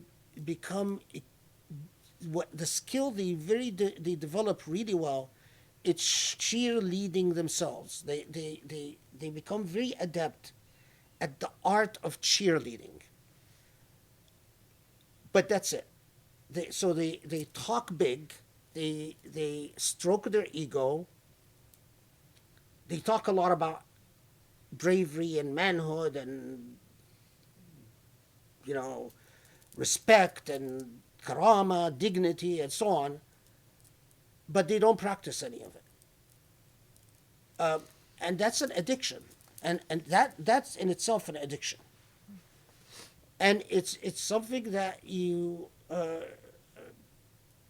need to be disabused of. You need to treat as an ummah. We need treatment because it's not about cheerleading. It's not about. It's like, I remember we were. This was after. I was giving a talk at USC, right? And this was after a horrendous, shocking massacre of civilians, the worst by all human rights organizations. Noticed that this was the worst urban massacre committed by a military against its own people. That's the massacre in Rabaa after the coup in Egypt. And so, and documented in numerous videos of women and children and, people just slaughtered and deeply offensive. And yet, Yet, tons of Egyptians, it didn't even awaken their conscience, not an iota. And tons of Egyptians continue to say, we support Sisi and we support the military, and just completely didn't bother their conscience. And with a straight face, they could sit and do their prayers and say Allahu Akbar and read the Fatiha and sit around and talk about Tawheed, but not be at all troubled by the who's being imprisoned, who's being tortured, the rapes, the sexual assaults being committed in prison, and just say, oh, anyone that says anything like this, including Islam, including Human Rights Watch and Amnesty International, they're all Muslim Brotherhood, including the Obama administration. Obama himself was accused of being a Muslim Brotherhood. Okay, so in the midst of all of this, so here we are at USC. And we have speakers, I know you guys know, or some of you know the event I'm talking about. Talk about how, well, it's okay because Muslims, they can't handle democracy. Muslims, the only thing that's appropriate for Muslims are, so in other words, the fact that massacres, imprisonments, torture, rape, all of that, when it comes to Muslims, all these learned individuals speaking at USC basically said it doesn't matter, including a representative from the State Department. So I have, in typical Khalid style, I tell them all off, right? I give them a scathing piece of my mind. So then I meet one of the Tawheedi people, and it's amazing that Tawheedi now is sort of, to say that, it's sort of a deprecating expression. So this guy was sort of a religious, he's the imam for USC, or what do you call it, chaplain, USC chaplain. So he comes to me not concerned about all the bloodshed, not concerned about all the suffering, all the torture, all the misery, not concerned about, what he's concerned about is that during my outburst, I said an inappropriate word. We Muslims, that was good. May Allah reward you. But we Muslims don't say the bad words. يلعن أبوك وأبو اللي خلفوك. I'm cussing him out. I'm cursing him. People have been massacred and tortured and being raped, and your Tawheedi arrogance and ego is that we don't say cuss words. Okay, I'm willing to sustain, I'm willing to take on this. May Allah hold me, between me and Allah, that I say cuss words. You have no core of decency or morality or ethics, because all you care about out of this entire interaction is that you heard a word that offended your precious ears. That's exactly what Steve was talking about. That's the Tawheedi shirk that is going on today. And he's absolutely right. It's offensive to the core. Thank you, alhamdulillah. Okay, so another question. I had a question about Ayah 20 in Surah Muhammad. The word mukama is used to describe the surah. Could the Sheikh discuss this in light of what we learned in Surah Al-Imran about the ayat, mukamat, and mutashabihat? Here the entire surah is described as mukama, which seems unique for a surah revealed in Medina, especially as it discusses particular historical dynamics happening therein. Yeah, it's actually useful to go back to the wording, because so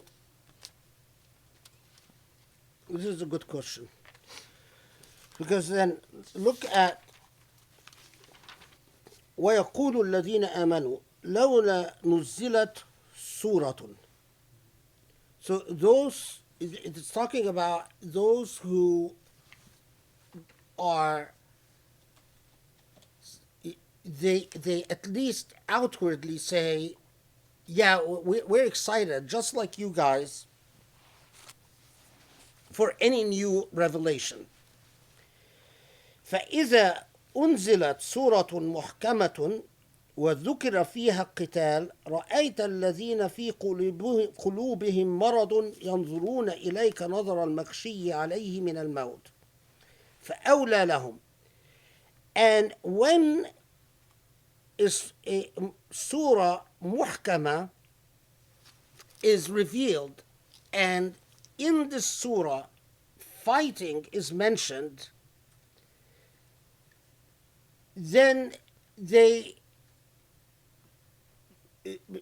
their initial enthusiasm about receiving revelation evaporates, because now that the revelation has come, and it has come to demand of them what they don't want, they basically,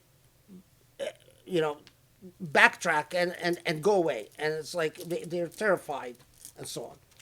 So notice here that what was that expression, Suratun Muhkama,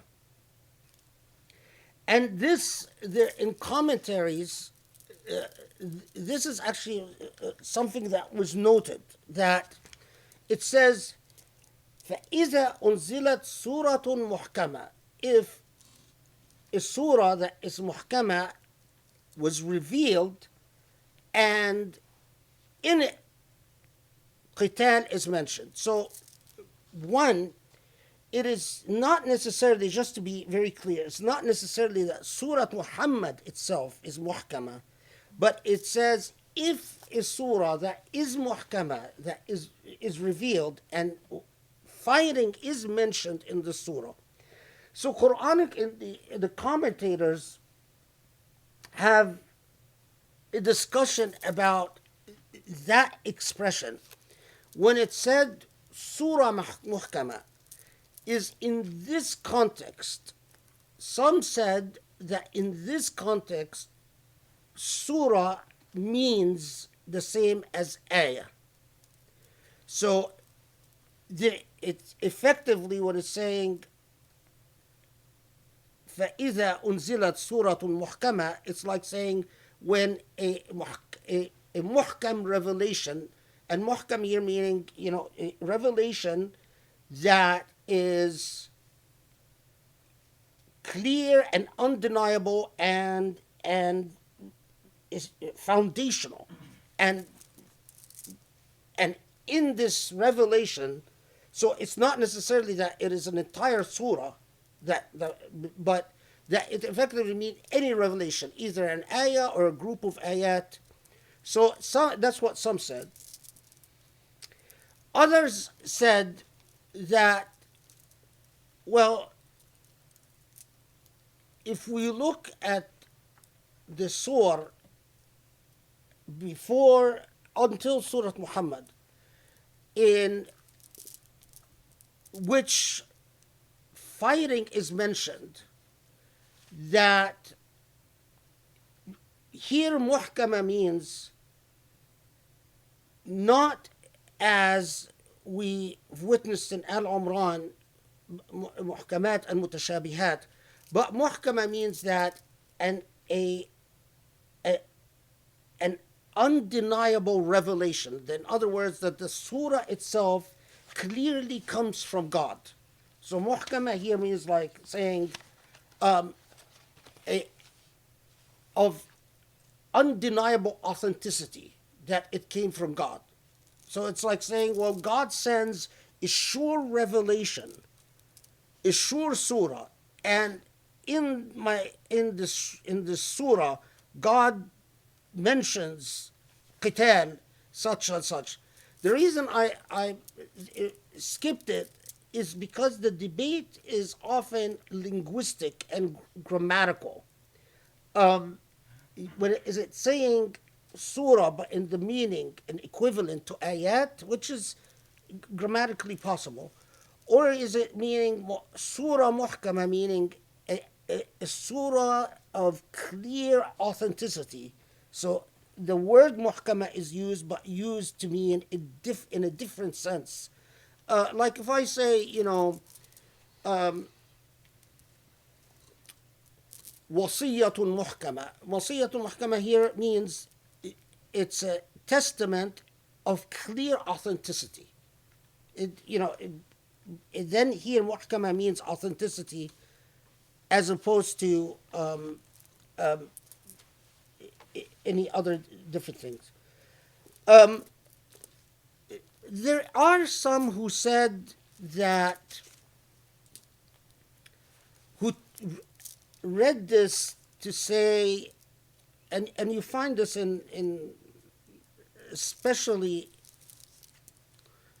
I mean, in certain types of literature, that أمر القتال محكم حتى قيام الدين, حتى قيام الساعة. They read this to mean that the command to fight, the command to fight in Allah's cause, is firmly established until the hereafter. So, in other words, they read this to mean that there will never be a time where Muslims can or are not under an obligation to fight in Allah's cause. That's a minority view, but nevertheless, that's the way they read it. Anyway. So, I mean, because of the little grammatical nuances, that's why I didn't pause at it, but I wondered if someone is going to ask about this. Okay, so I believe we're down to our last two questions. Let me read them both, and then you can answer as you like. The first one is, I have a difficult time storing and chronologically categorizing the historical context surrounding the Quran in my mind. For example, what battle is happening when, where, and why. You will discuss it, but I'm having difficulty comprehending the chronology. How can I best learn and grasp the overall historical picture, and is it important information to learn when studying the Quran? That's the first question. And then the second one is, Salam Jazakallah Khair. Thank you. May I ask, how or at what point can societies say that they have tried every diplomatic means possible before considering war? Okay. These are very different questions. The conduct of war. I am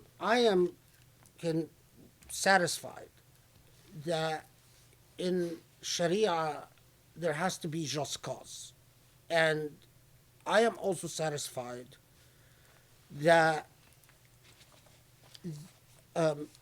just causes in Sharia are, you can pin them down, you can vet them out, and you can pin them down. And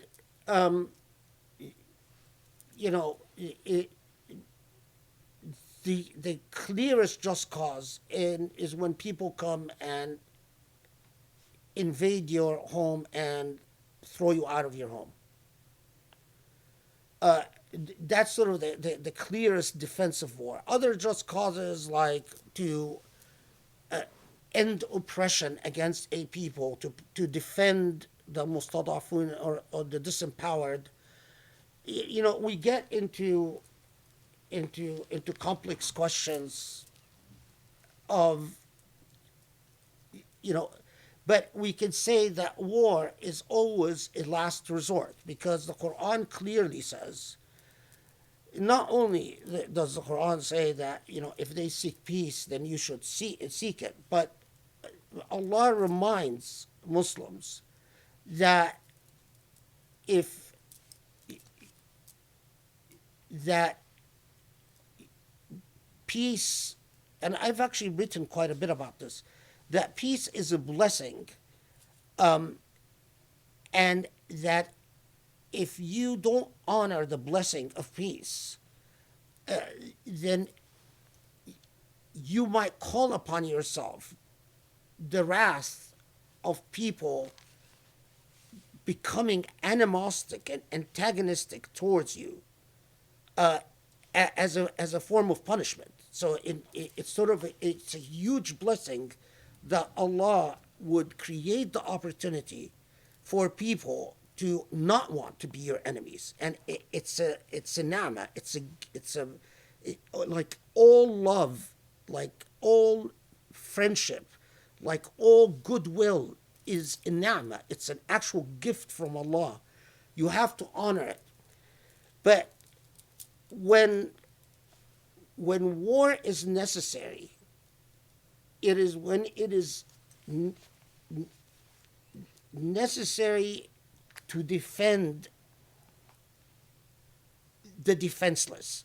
In other words, when it is necessary to establish justice because the person or the force that is perpetuating injustice is not coming to its senses otherwise. Or the other very clear situation is when people invade your home and kick you out of your homeland, and then you're basically trying to regain your rights.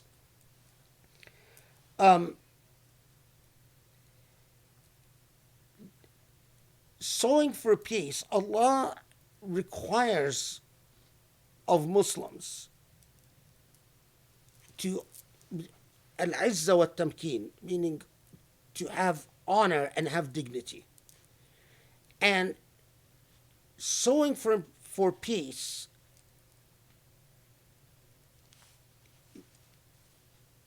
as a form of undignified surrender is a huge problem.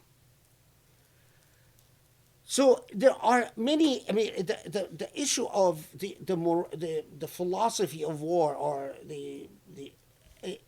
there are many ethical prescriptions that, but ultimately, the decision is not left to private individuals. So it's not me or you that is going to decide whether they're going to go to war, but to properly constituted authorities that represent a Muslim populace. And it is supposed to be that whoever is representing Muslims would have the institutional means of putting all these ethical, moral considerations into question.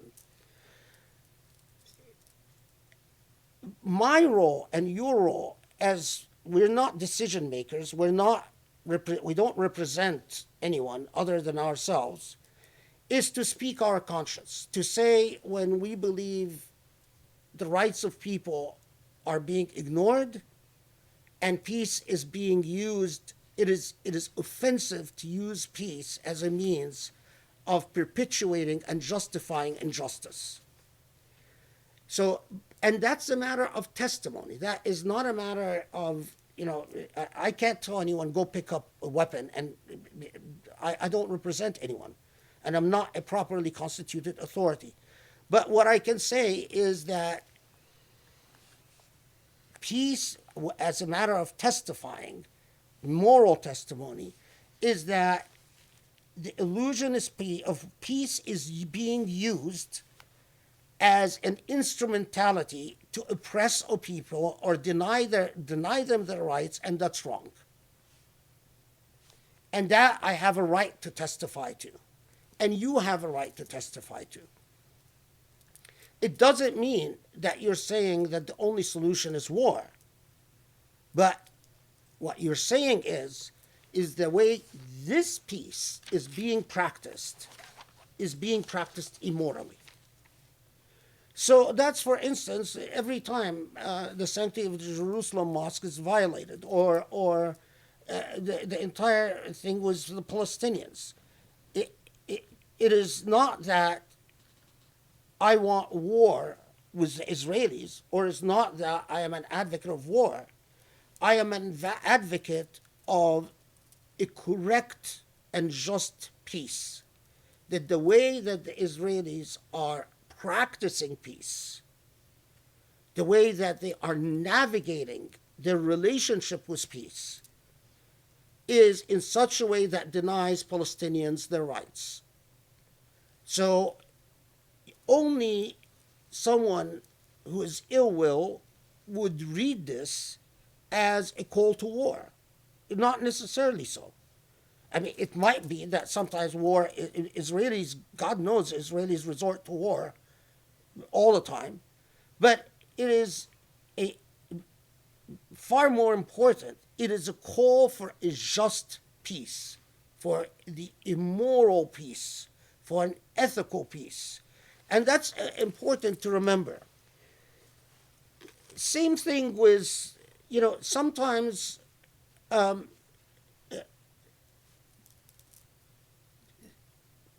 sometimes the option, the resort to force, will result in greater harm than good, in greater amount of suffering.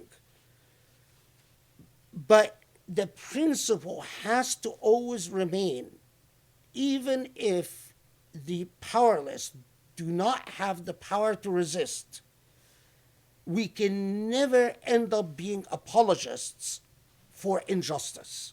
So it must always be our testimony vis-a-vis injustice that it is unjust, that this is injustice. Now, how this injustice should be addressed is a separate question. But identifying injustice and calling it as injustice is, for people who don't represent anyone other than themselves, is what we must do. We're not decision makers, we're not rulers, we're not leaders, but we are moral witnesses. We bear witness for the morality that we are going to be responsible for before God.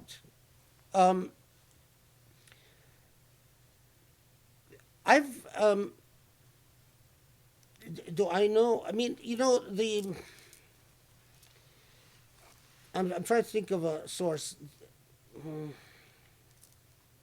This is shameful. Like, I'm trying to think of whether I can recommend a book, if you're interested, on the morality of war and peace in Islam. And, I think of Hamidullah's book, Muslim Context of State. It's a good book, but I wouldn't recommend it because it's too juristic, it's too legalistic. It doesn't deal with ethics and morality. A very good book by Ahmad Dawoodi, but again, is very legalistic. It doesn't deal with these types of moral questions. And every other book, all the Orientalist material is worthless. It just, the Muslim Conduct of State by what's his name? I can't remember his name. It was published a while ago. Not Hamidullah, Marghinani, Maghribi, something like that. But again, none of them. It's a very sad state of affairs. I mean, something as important as the questions of the ethics of war and peace, and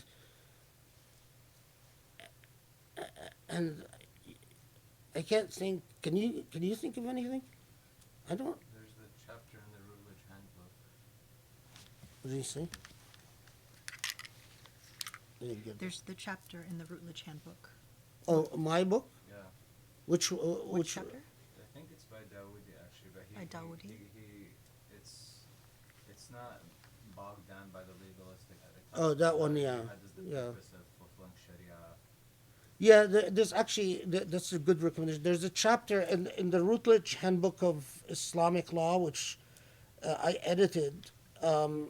There's a chapter there by Ahmad Dawoodi about the ethics of war and peace. That's actually a good chapter.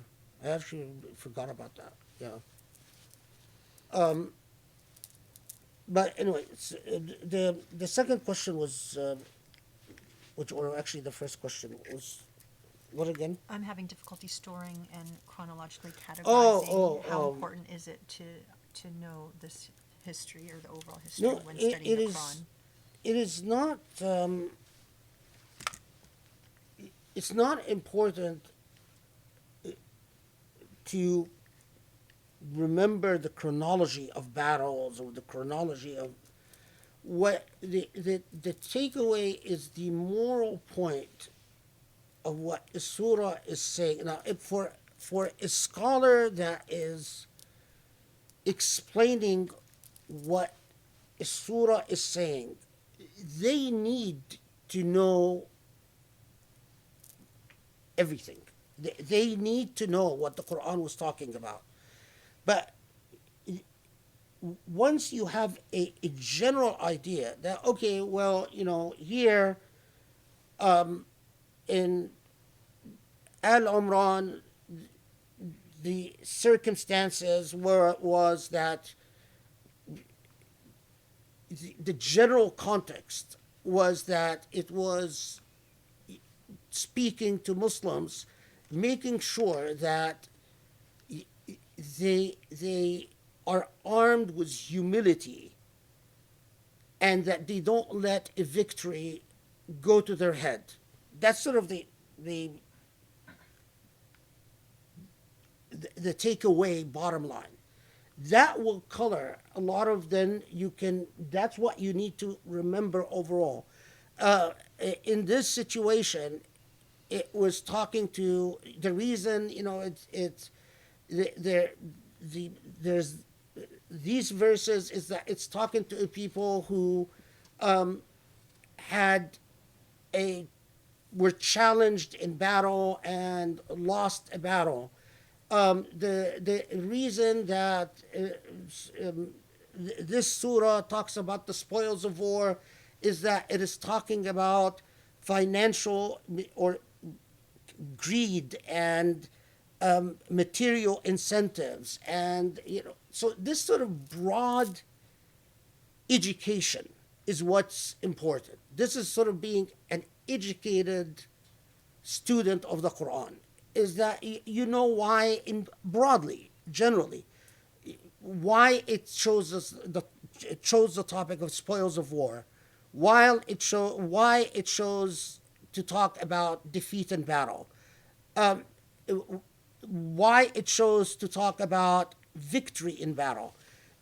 That's sort of like a generally educated reader of the Quran. But actually memorizing the chronology of battles and the details, that's not, as long as you understand, as long as you have enough of the context to understand the message of the surah. Now, there are some people that say, and this is not the question you're asking, but it's a question that I often get. Some people say, well, what if I have none of this context and I just read the Quran without any historical context or very little historical context? And my answer is, well, you'll still get a lot, because there are a lot of ayat, there's a lot of surah that are not wedded to historical context, but you are going to run into many parts in the Quran where you will not understand what it's talking about. So, when it refers to a group that failed and withdrew in battle, well, without a context, you're going to say, okay, I have no clue what it's talking about, but I'll just move on. It doesn't mean that you don't get the message of the Quran. It just means you've gotten the parts of the Quran that are not addressing like Wattini wa Zaytun, or Qul Allahu Ahad, or Iqra, or all the revelations of the Quran that, but obviously, if you're reading Tabbat Yada Abi Lahab wa Tab, and you have no idea who Abu Lahab is, then then what the surah means to you is that the Quran is mad at someone. But why, how, who, you have no clue. So, it's rather, when people come and say, well, does the average person need all this? It depends on how interested the average person is in the entirety of the Quran. If you want to really know the message of the Quran, then you want to know why do these verses sound like they're talking about something that happened? And you're going to wonder, well, what is it what happened? So can I make sense of the Quranic references in light of my knowledge of what actually happened? If you're not the type of student of the Quran that wants that level of familiarity, then you'll just pass over the passages where it's referencing historical events, and you'll say, well, okay, I have no clue what it's talking about, but it doesn't matter, I'll just move on. I'm not saying they're equal, but I'm saying that it's rather disingenuous when people come and say, oh, you're asking too much for people to read the Quran. No, I'm not. It's everything is according to common sense. Thank you so much. It's especially meaningful for me because I was in that latter category. People who know me know that I'm notoriously a horrible student of history, but I think that this whole project has allowed me to, well, one, relearn like the most important history and truly feel more connected to the Quran. So it's like you don't know what you've missed until you actually learn it. And so this has been really, truly amazing. Thank you so much. This part, I want to close with this because really, anyone that reads the Bible will immediately know right away that if you really want to understand the Bible, you need to either use biblical scholarship that helps you understand the Bible or enroll in Bible classes. Because you immediately know that just reading the Bible, you are not going to be able to penetrate the text. Yes, you might understand this passage here, that passage here, this, especially the Psalms, which are sort of cute and nice, and they have a compact message and a sweet message. But other than the Psalms, the Bible. But the nature of any text that is worth understanding, any rich text requires a level of education. The more educated you are, the more you get from the text. It is part of the Muslim confusion that the sort of the least common denominator, we've dumbed down the Quran, where we basically say we want a Quran that the most buffoonish reader can understand, and that should be the standard across the board for Muslims all around the world vis-a-vis the Quran. A Quran that a moron can understand. Well, a moron will understand a Quran in a moronic way. And if that's the standard, then you fill in the blanks. It's blasphemous. I'm responding to those people who come, write me and say, well, do you really need to study all of that much and, spend your entire life in scholarship to understand? Isn't the Quran supposed to be easy to understand for anyone? Have you actually read the Quran? I mean, do you want a moron level of Quranic understanding? Is that what satisfies you?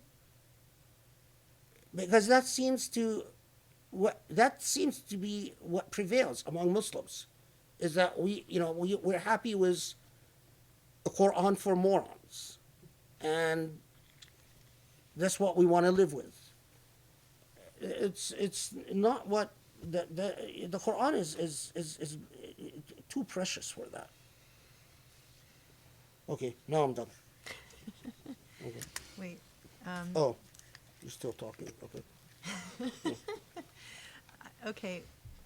I got this, I've got my phone here, so I happened to see someone just emailed me, and I think that maybe we can address this very quickly, because it's Surah Muhammad.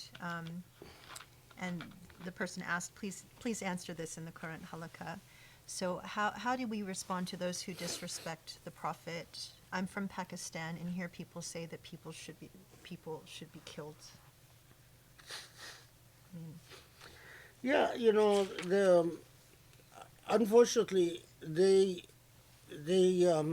get this from a lot of the pre-modern medieval textbooks or medieval texts in Islamic law, as the Muslim empire and institutions of Islam of law spread, a lot of jurists in Islamic history started responding to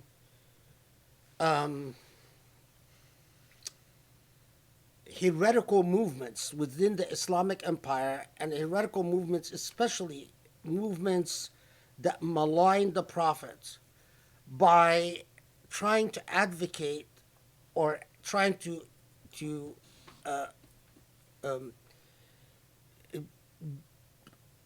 get the state to trying to call upon the state to punish those people that malign the Prophet by executing them.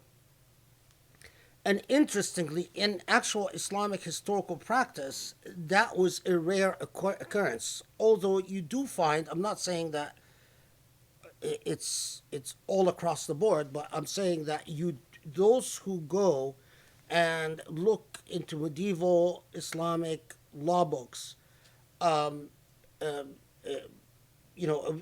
they'll find enough Hanafi texts that say anyone who curses the Prophet or who maligns the Prophet should be killed. They'll find enough Shafi'i text, legal books that say the same thing. And again, it is ahistorical to act shocked by this type of medieval discourse. Punishing speech with imprisonment or death was very, very, very common in the pre-modern world. Not everyone did it. It was far more, extremely widespread among all human beings all around the world, that the state would respond to speech that the state finds unacceptable, in principle, either through execution or imprisonment or torture. I'm not saying that Muslims uniquely did that, but it was a common characteristic of medieval law. And it's a common characteristic of the medieval mind. Now, the reason that it was so often said by those who held power is that also in the medieval world, it was much easier to challenge power. So, in other words, although the state could have 10 law books that say, if you say XYZ, you should be killed, we find the state succeeding only on rare occasions in actually executing anyone for their speech. Why? Because the power of the state was quite limited. The ability of the state to even know what people are saying, for the state to actually be interested and vested enough to carry out the punishment that the state threatened when it comes to crimes of speech was quite a rare occurrence. The modern age has confronted us with a completely different reality. It confronted us with a reality where the state effectively has godlike powers. So, to put it more straightforwardly, while it is historically understandable that you find plenty of Islamic legal texts saying that the punishment for maligning or slandering the Prophet should be death,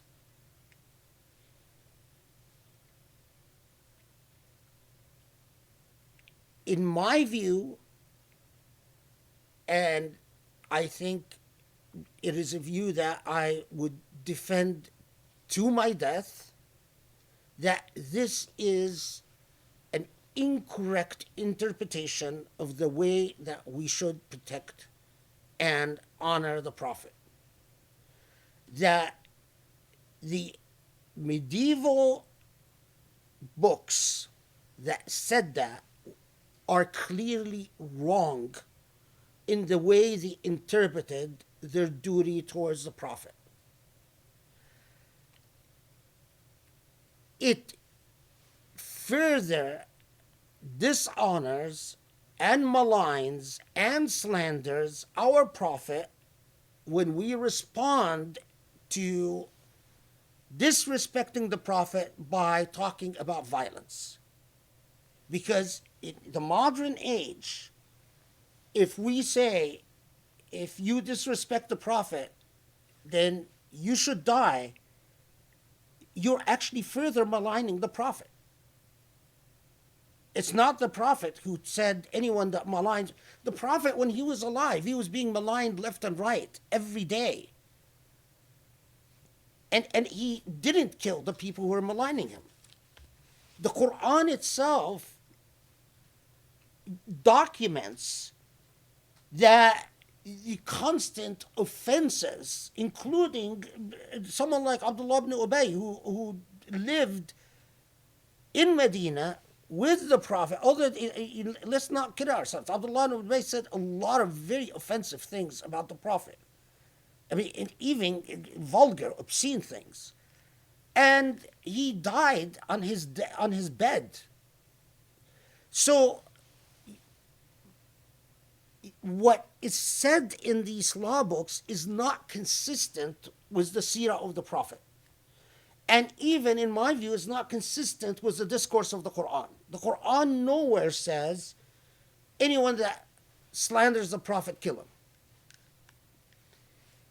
We can, I can put on my professorial hat and have a learned lecture about why the medieval mind thought that the Prophet should be defended through capital punishment, and why that was natural and common and, within medieval systems of knowledge that made perfect sense, etc., etc. But that does not mean that we should carry this to the modern age. We have an obligation to defend and honor the Prophet. We don't honor the Prophet by going around talking about capital punishment and killings and violence. You want to honor the Prophet?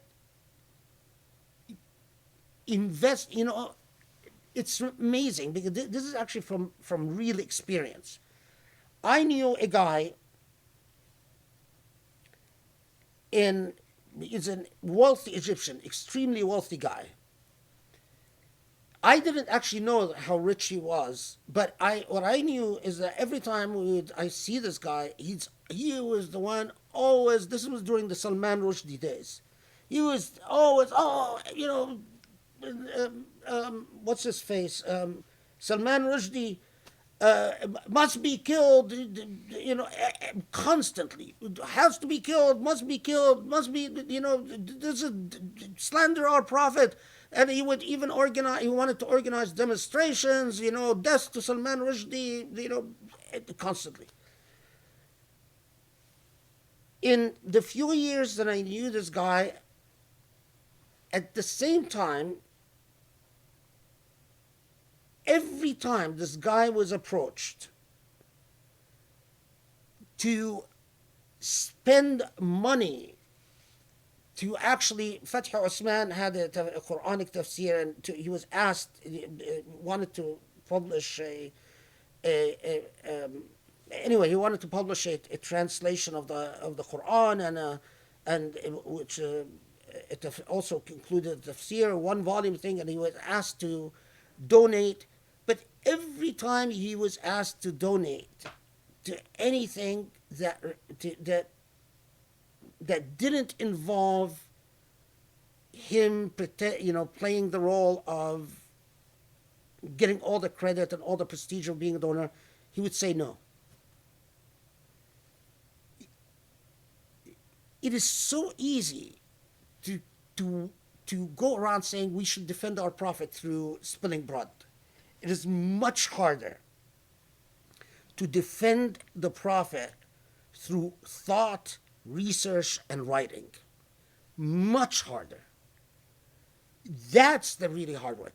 And it's much harder. Instead of all these people who go around and say, kill, why don't you donate money? Pakistan, a Muslim country, as this huge Muslim population, and it has the worst,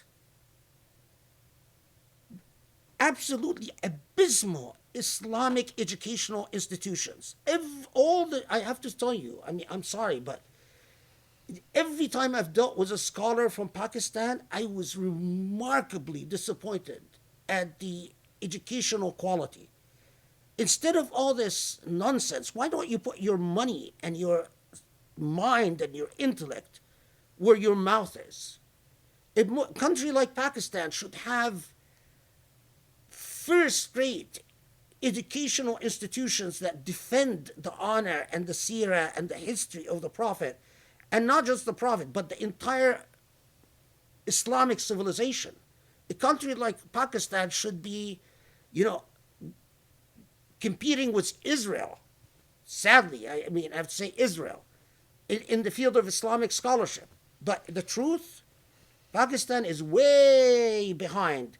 It's, right there with Egypt and Saudi Arabia and Syria in the abysmal level of education.